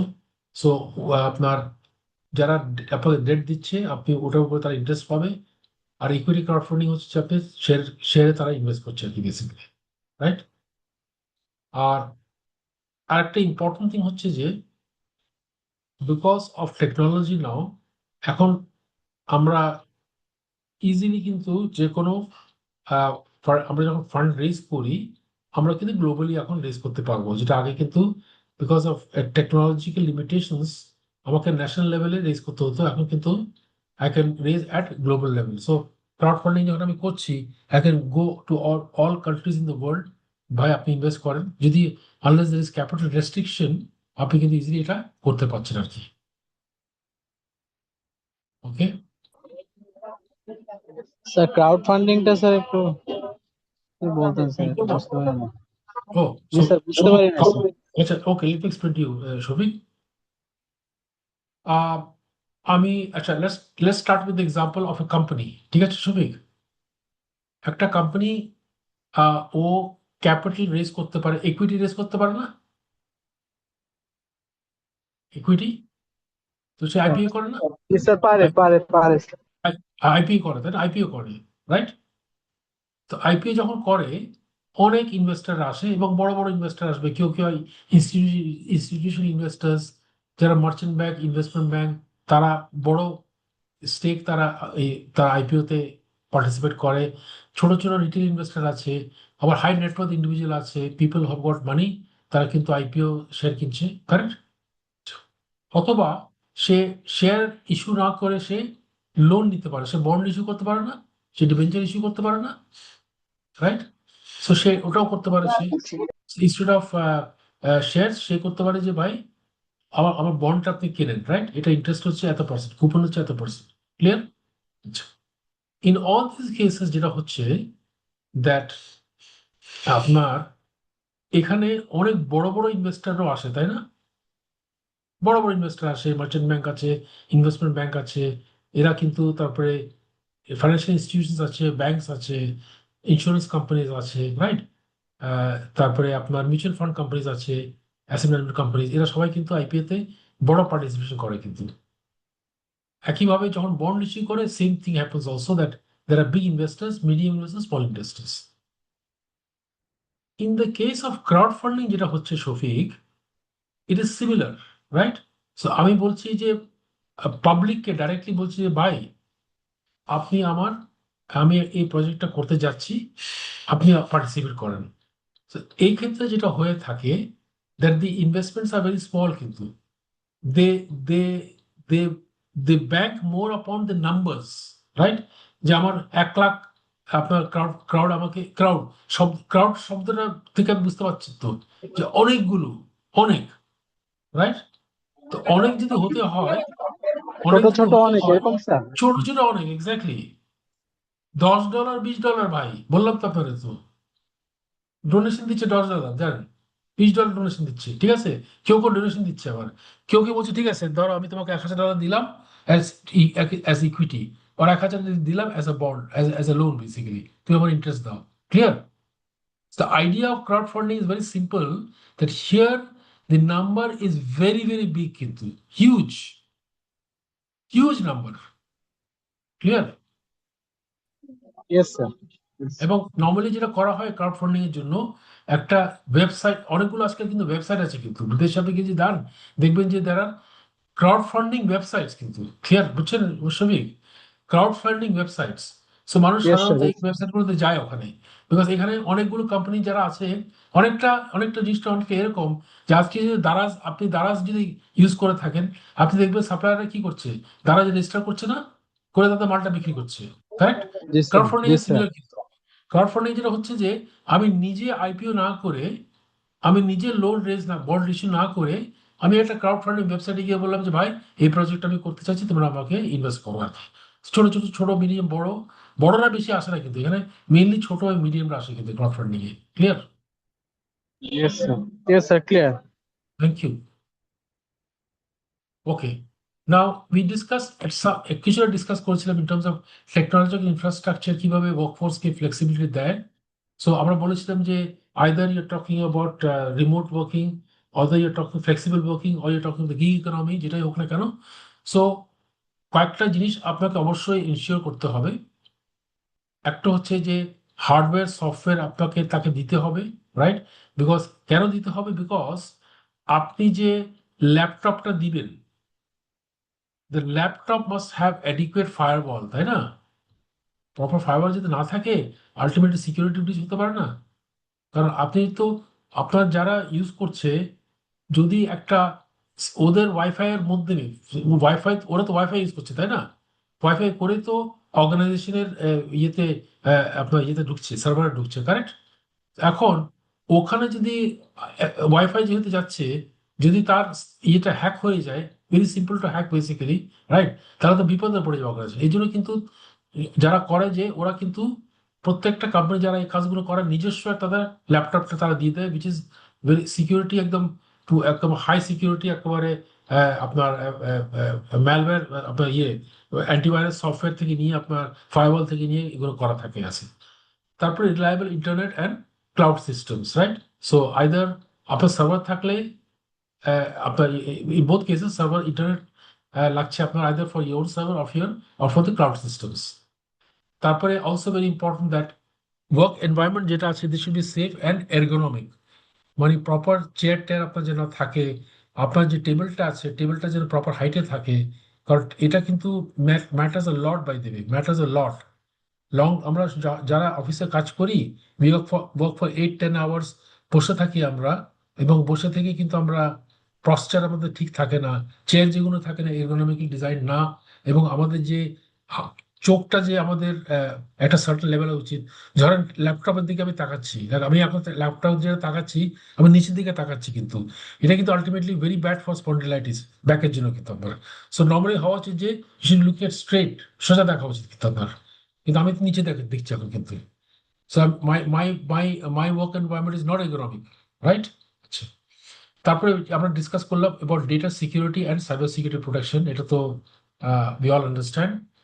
এবং very important also IT help desk একটা থাকতে হবে, রিমোট সাপোর্ট দিতে হবে, কারণ আপনি যখন রিমোটলি কাজ করছেন, আপনার কম্পিউটারে কাজ করতে পারছেন না, ওয়াইফাইতে কাজ করতে পারছেন না, তাতে রিমোট সাপোর্ট আপনার লাগবে তো একটা, 24 আওয়ার্স একটা, right? And professional presentation for customer facing roles online, right? So আপনার যেগুলো কাস্টমার ফেসিং রোল আছে আর কি আপনার, লাইক যারা আপনার অনলাইন সাপোর্ট দেয় আর কি বেসিক্যালি, রাইট? এদেরকে আমরা বলি কাস্টমার ফেসিং রোলস আর কি, রাইট? সো ওরা ওরা অ্যাকচুয়ালি ওরা যেন প্রপারলি প্রেজেন্ট করতে পারে আর কি, right? So is also very important also. Okay, so to summarise আমরা যেটা বললাম, দ্যাট রিসোর্স অডিটে আমরা কি দেখছি, যে আমার রিসোর্সেস কি আছে, 5টা রিসোর্সের কথা আমরা বলেছিলাম: physical resource, intangible resource, human resource, financial resource and technological resource. আমার রিসোর্সেস কতটুকু আছে এবং কোনগুলো স্ট্র্যাটেজিক অ্যাসেটস, অর্থাৎ is not the threshold, it is the SCA, যেটা আমাকে স্ট্র্যাটেজিক কম্পিটিটিভ অ্যাডভান্টেজ দেয়। এগুলো কোনটা কোনটা স্ট্র্যাটেজিক অ্যাসেটস, রাইট? এটা আমাকে দেখতে হবে। লাইক মেশিন যেটা আছে, আসলে এটাকে স্ট্র্যাটেজিক অ্যাসেট নাকি এটা জাস্ট থ্রেশহোল্ড অ্যাসেট আর কি, এরকম আর কি। এবং যেটা বললাম, how each resource will support your sustainable competitive advantage, কারণ আপনি যখন স্ট্র্যাটেজি সেট করছেন, at the end of the day এই সাস্টেনেবল কম্পিটিটিভ অ্যাডভান্টেজ যদি না থাকে, আপনি কিন্তু স্ট্র্যাটেজি কাজ দেবে না খুব একটা, right? So it forms the foundation in analyzing strategic capabilities, যেটা আমরা বারবার বললাম, identifying core competencies and assessing the readiness to pursue new strategies. Okay, clear? Yes sir. Okay. Now we go to another topic, which is again dealing with technology, big data and data analytics, which is the hot topic in today's world. গরম গরম গরম বেশি গরম একেবারে। So first thing হচ্ছে যে আমি যেটা বলে থাকি আর কি, data is the new currency. Data is the new currency. এত no doubt about that point. এবং data can now be a huge SCA, source of competitive advantage, huge huge huge. So যারা বলেছে যে technological advances have made data as a কি organisation, আমরা একটু পরে দেখব যে ওয়াই এই টেকনোলজি অ্যাডভান্স হওয়াতে এটা কেন একটা কি organisation resource, data organisation resource হয়ে গেছে, আমরা একটু পরে জিনিসটা বুঝতে পারবো। এবং যেটা বলছি যে proper data management is now a strategic capability and strategic resource as well. এবং ডেটা অ্যানালিসিস বা ডেটা অ্যানালিটিক্স, ডেটা অ্যানালিসিস যেটা বলে করেন, for sure, for sure, it helps in better decision making. It is a source of competitive advantage for sure, and it is a source of value creation as well.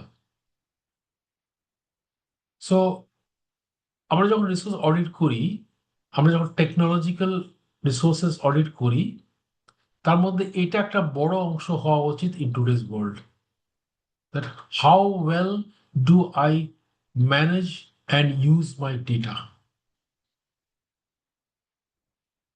Okay. Now let's look at some very important definitions of what each means. The first one is a database. So database মানে হচ্ছে যে আমরা যখন data কথাটা use করে থাকি, data is always unstructured. Data is always unstructured. আমি একটা এক্সাম্পল দিলে আপনি জিনিসটা বুঝতে পারবেন। দ্যাট আমি আমার যে সেলসম্যান যে আছে, সে একটা রিটেল আউটলেটে গেল, রিটেল আউটলেটে গিয়ে সে অর্ডার ক্যাপচার করছি। তো সে গিয়ে আপনার রিটেলারকে সালাম দিল, তারপরে যে বেশ কয়েকটা প্রশ্ন করলো যে ভাই আপনার স্টক কত আছে, আমাদের কোম্পানির স্টক কত আছে, আর কম্পিটিশনের স্টক কত আছে, আইডিয়া নিল, দাম কিরকম, তারা অফার কিরকম দিচ্ছে, কম্পিটিশন অফার অফার কিরকম দিচ্ছে, তার কি কোনো কমপ্লেন আছে কিনা বট the company delivery product etcetera, তারপরে তার কি কোনো সাজেশন কিছু আছে কিনা। এগুলো অনেকগুলো ডেটা সে কালেক্ট করে, রাইট? প্রাইসিং নিয়ে ডেটা কালেক্ট করে, সে আমার প্রাইস, কম্পিটিশন প্রাইস নিয়ে ডেটা কালেক্ট করে, করে সবগুলো সে হ্যান্ড হেল্ডে ঢুকিয়ে দিল, রাইট? বা আজকাল ট্যাব হতে পারে, মোবাইল হতে পারে, ডেটাটা ঢুকিয়ে দিল। এখন this data has to be structured, right? So এটা unstructured data. So data itself is unstructured, but যখনই আমি এটাকে স্ট্রাকচার করে ফেলছি, সো আমাদের অর্গানাইজেশন যে ডেটাবেস একটা থাকে, যেখানে কিন্তু there's a structure of keeping the data and there's a structure of retrieving the data. যখন ডেটা লাগছে আমি এই ডেটাটা রিট্রিভ করতে পারছি, রাইট? বিগ ডেটা যখন কথাটা বলো, বিগ ডেটা আজকাল আপনার কথাটা খুব শুনবেন কিন্তু আপনার, বিগ ডেটা হচ্ছে যে যেগুলো আমাদের আগে ট্রেডিশনাল ডেটাবেস সফটওয়্যার ছিল, ওগুলো কিন্তু ইন টুডেজ কনটেক্সটে এটা করা সম্ভব না। Because to give an example, একটা সুপার স্টোর আছে, একটা আগোরা আছে বা ইউনিমার্ট আছে আর কি আপনার, রাইট? সো এখানে যখন একটা লোক গিয়ে শপিং করছে আর কি আপনার, রাইট, ওখানে যখন সে তার কার্ডটা সোয়াইপ করছে, কার্ড সোয়াইপ করলে কিন্তু অনেক ডেটা ওখানে আমি পেয়ে যাচ্ছি about the customer, right? So তার মধ্যে কি কি সে মাল কিনলো, তারপরে কোন কোন কোন কয়বার সে আসলো এই এই দোকানে, তার অ্যামাউন্ট কতটুক সে অর্ডার প্লেস করলো, ওখান থেকে তার ইনকাম লেভেলটা আপনি বুঝতে পারবেন, রাইট? তারপরে কোন কোন এসকিউ সে অর্ডার দিল আর কি, কত কোয়ান্টিটি সে অর্ডার দিল, কোন ম্যানুফ্যাকচার কোন ব্র্যান্ডটা সে অর্ডার দিল, হিউজ অ্যামাউন্ট অফ ডেটা যেটা হবে, huge huge huge amount of data, right? So এইগুলোকে ক্যাপচার করে স্টোর করা, অ্যানালাইজ করা তো দূরের কথা, রাইট? এই জন্য কিন্তু data analytics is now a huge science in today's world. আর গার্টনার যেটা বলছে যে ভাই, বিগ ডেটা মানে হচ্ছে যে অনেক হাই ভলিউম, অনেক হাই ভেলোসিটি, মানে ইজ ইজ অনেক বেশি এটার ইউজ হয় ডেটাটা, এবং ভ্যারাইটিটা অনেক বেশি, যেটা একটু আগে বললাম, অনেক ভ্যারাইটি কাস্টমারের বাইং হ্যাবিট থেকে নিয়ে কোন এসকিউটা, ওই এসকিউটাও আপনার ইয়েতে স্টোরে কতদিন ছিল, right, before it is sold, huge amount of data, এবং variety is different also, that is big data, right? এবং data analytics is all about how do I collect the data, how do I organize the data, and more importantly, how do I analyze the data, right? So এটা যখন analyse করতে পারবো আমি, কিন্তু I can, it will help me in my decision making, because আমি তখন একটা pattern বুঝতে পারবো in terms of the way the the the customers make their decisions basically, okay? আর ডেটা মাইনিং যেটা আছে আর কি আপনার, এখানেও কিন্তু similar in the sense that আমরা যেটা করবো, দ্যাট র ডেটা যেটা আছে আর কি আপনার, ডেটা মাইনিং করে এটাকে আমি আরো আপনার ইনফরমেশনটা পাবো। Just to give an example of data mining, আমি এক্সাম্পলটা আপনাকে এক্সপ্লেন করি। ধরেন আমরা আমরা আমরা যে সেলটা করছি, বিক্রি যেটা করছি, এই বিক্রিটা আমি ডেটা মাইনিং করবো। আর তো বিক্রিটা শুরু করব ন্যাশনাল লেভেল দিয়ে, যে আমার গত মাসে ন্যাশনালি কত বিক্রি করেছি, তার আগের মাসে ন্যাশনালি কত বিক্রি করেছি। এরপর যখন মাইনিংটা করব, নেক্সট লেভেলে চলে যাবো রিজনে, রাইট? সো আমার ধরেন বাংলাদেশে 12টা রিজন আছে আপনার, সো 12টা রিজনের সেল কতটা ছিল লাস্ট মান্থ, কত তার আগের মাস কত ছিল, এক্সাক্টলি রিজনের আন্ডারে চলে যাবে আপনার কিন্তু এরিয়া, রাইট? বা জোন চলে যাবে আপনার কিন্তু, রাইট? জোনের আন্ডারে থাকবে এরিয়া, এরিয়া আন্ডারে থাকবে টেরিটরি, টেরিটরি আন্ডারে থাকবে আপনার থানা, থানার আন্ডারে থাকবে আপনার মোকাম, মোকাম যেটা আমরা বলে থাকি, কোন একটা বাজার আর কি আপনার, রাইট? সো আমি যখন ড্রিল ডাউন করব, আমি কিন্তু প্রত্যেকটা নিচের লেভেলে গিয়ে আমি ডেটাটা পাবো আর কি, রাইট? আর ক্লাউড কম্পিউটিং তো আজকাল তো খুবই common, as we all know, I am sure you all know about cloud computing also.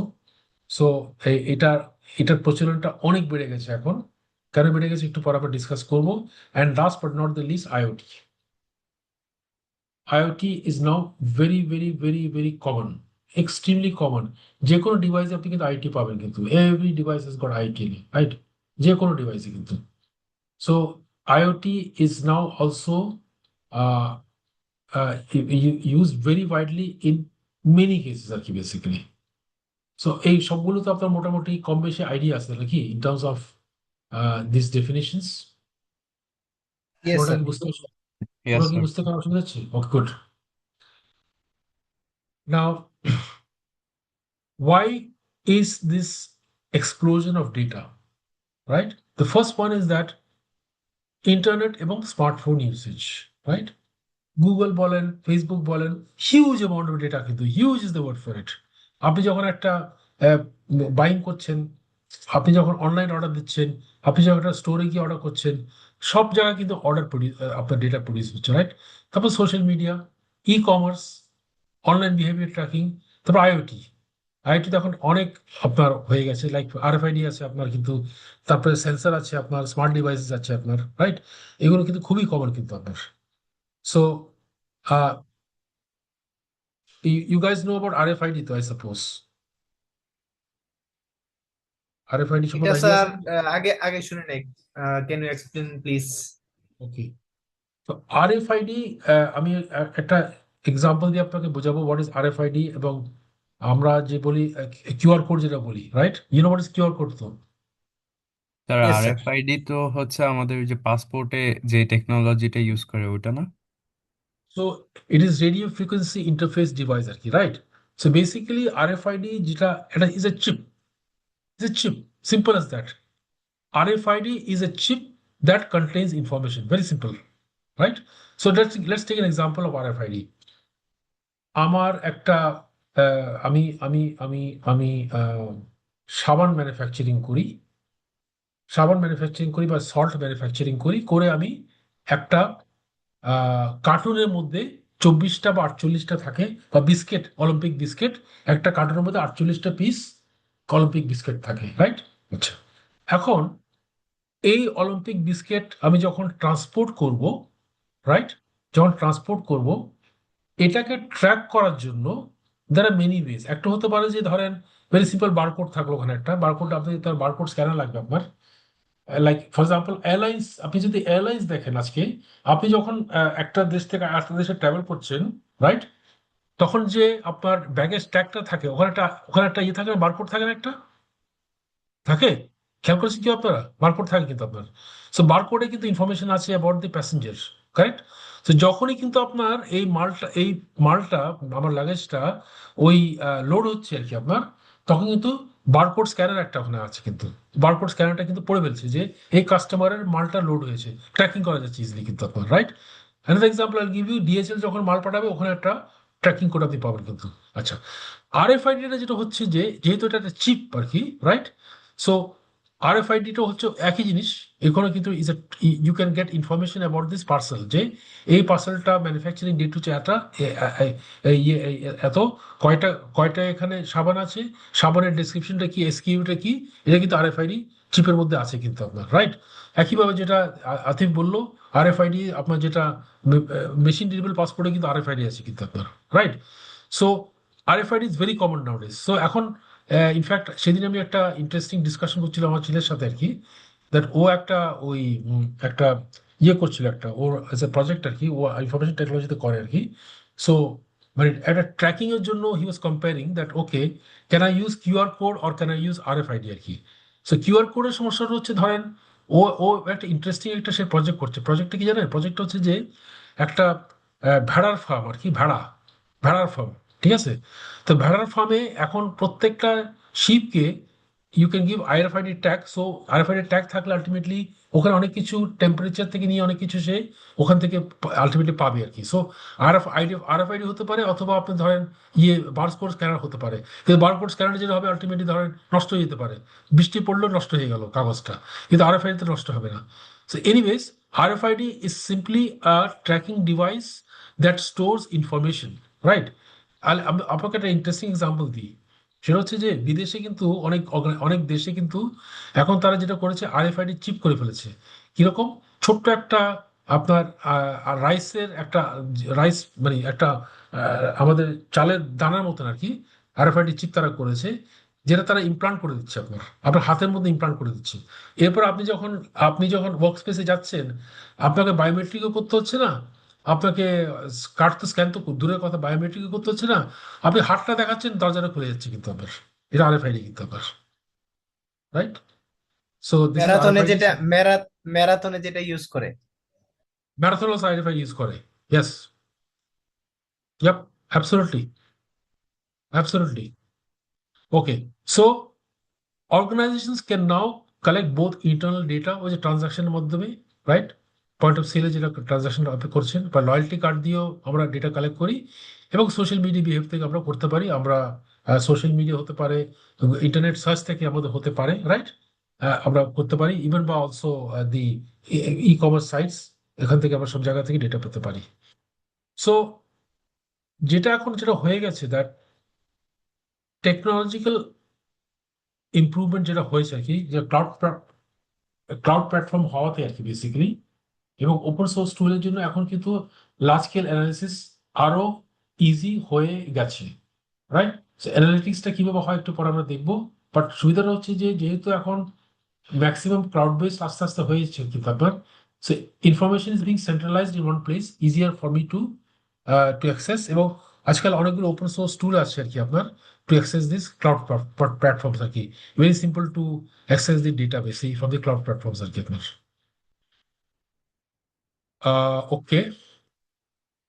Now, in terms of the V's of big data, চারটে ভি আমরা বলে থাকি বিগ ডেটার। একটা হচ্ছে ভলিউম, যেটা আমরা প্রথমেই বলেছিলাম, huge volume of structured and unstructured data both, right? For আমি যে এক্সাম্পলটা দিয়েছিলাম দ্যাট একটা আমি হ্যান্ড হেল্ড দিয়ে বা আমি একটা আপনার আইপ্যাড দিয়ে বা গিয়ে আমি যখন আপনার যাচ্ছি, প্যাড দিয়ে যাচ্ছি, ওখানে কিন্তু ডেটা যখন কালেক্ট করছি আমি স্ট্রাকচার ভাবেই কালেক্ট করছি কিন্তু, কারণ একটা ফর্ম থাকবে, ফর্মের মধ্যে আমি ডেটা ঢোকাচ্ছি আর কি, কাস্টমার দিয়ে আর কি।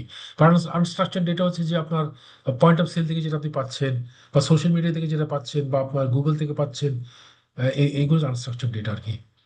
সো আমরা যেটা করছি যে এক্সটার্নাল এবং ইন্টারনাল দুটাকে আমরা মার্জ করছি to understand customer search basically. এবং স্কেলেবল আইটি ইনফ্রাস্ট্রাকচার লাগবে। Now what is the meaning of scalable? This is very important also. এবং এটা কিন্তু ভেরি ইন্টারেস্টিং অলসো। একসময়তে নিশ্চয়ই আপনাদের মনে আছে দ্যাট আমরা যে ডেটা স্টোর করতাম, কিসে স্টোর করতাম? সার্ভারে করতাম না আমরা? Yes sir. বড় বড় সার্ভার আমরা করতাম কিন্তু, right? With gigabytes of storage আর কি, আপনার গিগাবাইটস অফ স্টোরেজ বেসিক্যালি। তো পরবর্তীতে দেখা গেল যে this is really not scalable, কারণ খুব তাড়াতাড়ি কিন্তু server running out of server space, right? তখন আপনার নতুন একটা সার্ভার আবার আপনাকে অর্ডার দিতে হচ্ছে। তারপর সার্ভার্স হ্যাভ ফাইনাইট লাইফ, কারণ এগুলো 3-4 বছরের বেশি আপনি ইউজ করতে পারবেন না, because the operating system will become obsolete. তখন এই ক্লাউডের আইডিয়া আসলো। ক্লাউড বেসডে যেটা সুবিধা এখন হয়ে গেছে, এখন তো huge huge huge data centre সবাই করছে কিন্তু, হিউজ ডেটা সেন্টার্স, যেখানে স্টোরেজ ইজ লিমিটেড বলতে পারেন। সো এখন কিন্তু আমার ওই আর স্কেলেবিলিটির কোনো সমস্যা নেই। I can I can store infinite amount of data anywhere actually, in fact. Number two, velocity, right? Speed at which data is generated and processed. So আমি যদি রিয়েল টাইম অ্যানালিটিক্স করতে পারি, তাহলে ইমিডিয়েট আমি ডিসিশন নিতে পারবো, right? যে unstructured data যদি রিয়েল টাইম অ্যানালিটিক্স করতে পারি, আমি ইমিডিয়েট ডিসিশন নিতে পারবো। সো এই যে আপনার ওয়েবসাইটে যখন আমরা অ্যাক্সেস করি, রাইট? সো এই ডেটা কিন্তু আলটিমেটলি যদি সবাই পায় যে মাসুদ খান কোন কোন ওয়েবসাইট থেকে কি কি অর্ডার দিয়েছে, কিন্তু আপনার কি প্রোডাক্ট কিনেছে basically, in that case is a huge information for e commerce sites, e commerce sellers যারা আছে অ্যামাজন বা ইবে, তখন কিন্তু তারা এটাকে স্টোর করবে বেসিক্যালি, রাইট? আচ্ছা, 3 নম্বর হচ্ছে ভ্যারাইটি। যেটা বলেছিলাম যে it comes in many forms, একটা হচ্ছে স্ট্রাকচার, একটা হচ্ছে আনস্ট্রাকচার। তো স্ট্রাকচারটা হতে পারে যেটা আপনার আপনার নেম অফ রিটেলার, স্টক, যে স্ট্রাকচার আর কি। আনস্ট্রাকচার হচ্ছে যে ফটো আছে, অনেকগুলো অনেকগুলো ভিডিও আছে, সোশ্যাল মিডিয়া আছে, পোস্ট আছে, টেক্সট আছে, এগুলো হচ্ছে আনস্ট্রাকচার। সো আমাদের এগুলোকে আসলে অ্যানালাইজ করার জন্য আমাদেরকে আরো অ্যাডভান্স টুলস লাগছে, এবং স্টোরেজটা অলসো আরো ফ্লেক্সিবল করতে হয়েছে, যেটা আমরা একটু আগে আলাপ করলাম। টুল নিয়ে আমরা একটু পরে আলাপ করবো। And last is the veracity. Veracity মানে ট্রুথফুলনেস, কতটুকু সত্যি, রাইট? কতটুকু অথেন্টিক আর কি। সো যেটা বললাম, accuracy, reliability and truthfulness of data. How reliable is the data, right? Poor quality data leads to fraud insights and costly strategic mistakes, right? So data যদি poor quality থাকে, in that case আপনার ভুল তথ্য আপনি পাচ্ছেন, এবং এখানে ভুল ডিসিশন নিতে পারবেন। It could be a huge strategic mistake for you. So আপনি যখন ডেটা কালেক্ট করছেন, এটা আমি ডিসকাস, ইয়েস, এটা যে ভুল ক্লাসটা করেছিলাম মনে আছে? একটা ক্লাস যে আমি করেছিলাম, ওই ক্লাসের মধ্যে ডিসকাস অ্যাবাউট ডেটা জি বায়াস, স্যার, মনে আছে? F M yes, F FM এর, জি স্যার, এফএম এর এফ এম টপিকটা। করাইছিলেন। ওখানে কিন্তু ডেটা বায়াসের ডিসকাশন অনেক করেছিলাম আমরা কিন্তু, যে ডেটা বায়াস কেন হয়ে থাকে বেসিক্যালি, রাইট? তো এই কারণে কিন্তু আমরা যখন ডেটা নেব, আমাদের যে আউটলায়ার যেগুলো আছে, বলেছিলাম না যে আউটলায়ার আছে কিছু ডেটার মধ্যে, আউটলায়ার গুলো বাদ দিতে হবে। তারপর স্যার ডেটা বায়াস আছে কিনা, ইন টার্মস অফ যে পার্সন যে ডেটা নিচ্ছে ওর কোনো বায়াস আছে কিনা, এবং এই এই ইনকনসিস্টেন্স আমাকে অবশ্যই রিমুভ করতে হবে আমি যখন ডেটা দিচ্ছি। আদারওয়াইজ হবে কি জানেন তো, এই উল্টা পাল্টা ডেটা, অনেকগুলো আউটলায়ারের বেসিসে আপনি কিন্তু ডিসিশন নিয়ে বসে থাকবেন কিন্তু। ক্লিয়ার? এই জন্য ভ্যারাসিটি is very important also. Okay, cloud computing and data storage কি পয়েন্টস। So very simple. আমি যেটা একটু আগে ডিসকাস করেছিলাম, যে একটা কোম্পানির জন্য there is a choice between আমি কি সার্ভার রাখবো নাকি ক্লাউড কম্পিউটিং যাবো।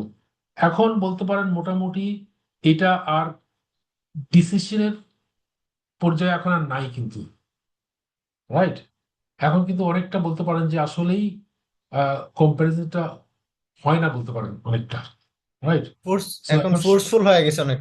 এখন সবাই ক্লাউডে চলে গেছে কিন্তু, বিকজ ফর মেনি রিজনস, কিন্তু ক্লাউডে স্কেলেবিলিটি আছে, কস্ট আছে, সিকিউরিটি আছে অলসো, অনেকগুলো কিন্তু। কারণ যারা যারা ডেটা সেন্টার করে, রাইট, যারা ডেটা সেন্টার করে, ওদের security is absolutely absolutely level one আর কি, একেবারে হাইস্ট লেভেল অফ সিকিউরিটি তারা ইউজ করে। বিকজ ওদের জন্য তো একটা হিউজ রেপুটেশনাল ইস্যু যদি তাদের ডেটা ব্রিচ হয়, কারেক্ট?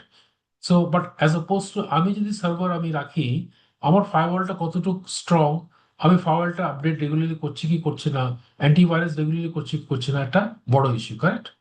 এই কারণে কিন্তু আজকাল কিন্তু ক্লাউড বেসড স্টোরেজটা খুব কমন হয়েছে। সো ফাস্টার সেট আপ, তাড়াতাড়ি সেট আপ করতে পারছি, লোয়ার কস্ট, স্কেলেবিলিটি বললাম, যে কোনো জায়গা থেকে অ্যাক্সেস করতে পারছেন, as oppose to storage server হলেও করতে পারছেন, বাট এটা রেস্ট্রিকশন বেশি থাকে as oppose to cloud, and physical infrastructure আমার লাগছে না। সো আজকাল তো ধরেন যে as far as the cloud computing is concern, কয়েকটা লিডার আছে, তার মধ্যে Amazon Web Services is there, Google cloud, Google is there, গুগলের আপনার আছে, গুগলের সার্ভিস যেটা আছে, মাইক্রোসফটের আছে অ্যাজিওর, মাইক্রোসফট অ্যাজিওর আছে, গুগলের ক্লাউড আছে, অ্যামাজন ওয়েব সার্ভিসেস আছে, সেলস ফোর্স আছে, অকা মোবাইল পেমেন্ট, এগুলো কিন্তু are examples of cloud based this thing. এবং অনেক কস্ট কমে গেছে যখন অনসাইট থেকে ক্লাউডে গেছে কোম্পানিগুলো, বেসিক্যালি, রাইট? সো আমাদের কয়েকটা কনসিডারেশন আছে বিগ ডেটা ইমপ্লিমেন্ট করার আগে। আমাদেরকে চিন্তা করতে হবে যে আমি বিগ ডেটা করলাম, কিন্তু আলটিমেটলি করার আগে তো আমি ready to to embrace big data. First and most important হচ্ছে স্কিলস, কারণ is is is a new science, right? Data science নিয়ে এখন অনেক পড়াশোনা হচ্ছে আর কি, আপনার একসময় ছিল না কিন্তু। সো ডেটা সায়েন্টিস্ট এখনো পর্যন্ত সেরকম নাই, ইজ ইন হট ডিমান্ড না। তো অ্যানালিস্ট লাগবে, ডেটা ইঞ্জিনিয়ার আপনার লাগবে কিন্তু। This is point number one. Number two হচ্ছে ডেটা সিকিউরিটি, যেটা আমরা বারবার বলছি যে যত বেশি ডেটা সেট বাড়বে আপনার, এখানে কিন্তু সিকিউরিটি রিস্কটা আপনার বাড়বে, বিকজ সবাই চাইবে যে এটাকে হ্যাক করার জন্য কিন্তু আপনার, রাইট? এই জন্য স্ট্রং সাইবার সিকিউরিটি সিস্টেম আপনাকে রাখতে হবে। তিন নম্বর হচ্ছে আপনার financial and time cost. So মনে রাখবেন যে আমি যখন কোনো একটা ইনফরমেশন টেকনোলজি বা ইনফরমেশন সিস্টেমে আমি আপগ্রেড করি, দিস রিকোয়ার্স ইনভেস্টমেন্ট এবং টাইম লাগে কিন্তু আপনার। So it also needs robust system for storage, processing and analysis. Last হচ্ছে আপনার ডেটা ওনারশিপ ইস্যুস। এটা একটা ইন্টারেস্টিং পয়েন্ট। সেটা হচ্ছে যে ডেটা যেটা আছে, who owns it is a question now. For example customer data আমরা তো অ্যাজ আমরা সিআরএম যখন কাস্টমার রিলেশনশিপ ম্যানেজমেন্ট সফটওয়্যার যখন আমরা করি, সো কাস্টমার ডেটা ওখানে আছে কিন্তু, তার নেম, অ্যাড্রেস, তার দোকানের লোকেশন, সে কি সেল করছে, কাকে কাকে বিক্রি করছে, অনেকগুলো ইনফরমেশন থাকে, সেন্সিটিভ ইনফরমেশন থাকে, রাইট? এখন এটা তো আমি কালেক্ট করলাম তার কাছ থেকে, বাট সে তো বলতে হবে ভাই এটা আমার ডেটা, তুমি ইউজ করতে পারবে না, রাইট? অর্গানাইজেশন বলতে ভাই আমি ইনভেস্ট করেছি এটাতে। আচ্ছা, তারপর হচ্ছে আপনার সার্ভিস প্রোভাইডার, নাকি organisation, customer organisation, service provider for example, right? ও does he own this data or not আর কি আপনার, বা জুরিসডিকশন গভর্নমেন্ট বলতে পারে যে ভাই আইটি সার্ভিস প্রোভাইডার, যে আইটি সার্ভিস, যে ওয়াইফাই সার্ভিস যে প্রোভাইড করছে, তার হাতেও কিন্তু ডেটা আছে কিন্তু আপনার, এটা চিন্তা করে দেখেন। আর জুরিসডিকশন, অর্থাৎ গভর্নমেন্ট বললো যে this is sensitive data, this belongs to me basically. এটা একটা ইস্যু হতে পারে in terms of data ownership, এবং আজকাল দুনিয়াতে কিন্তু এটা একটা ইম্পর্টেন্ট একটা ইস্যু যেটা এখন এমার্জ করছে আর কি, বেসিক্যালি। ওকে,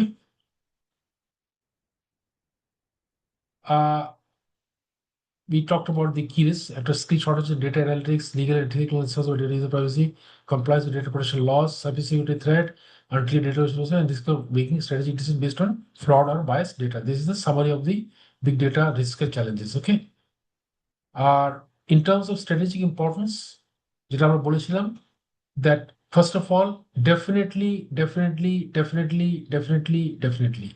কাস্টমার ইনসাইট অনেক বেশি আমি পেতে পারবো, হিজ বাইং হ্যাবিটস, অনেক কিছু ইনফরমেশন আমি এর কাছ থেকে পেয়ে যাবো বিগ ডেটা দিয়ে।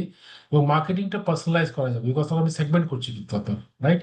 ইনকাম দিয়ে সেগমেন্ট করছি, লোকেশন দিয়ে সেগমেন্ট করছি, প্রোডাক্ট দিয়ে সেগমেন্ট করছি।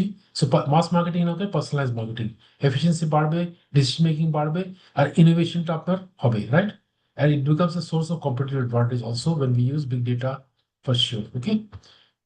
I think we'll stop here because বাকিটা একটু ডিটেল ডিসকাশন লাগবে আর কি। So let's stop here. I think in fact টাইমও হয়ে গেছে, 10টা বেজে গেছে। So let's stop here. Okay, ঠিক আছে। নেক্সট ক্লাস আমি এই টপিকটা শেষ করবো, ঠিক ওকে আছে? Sir. Okay, thank you. Thank you sir. Thank আসসালামু ইউ। আলাইকুম।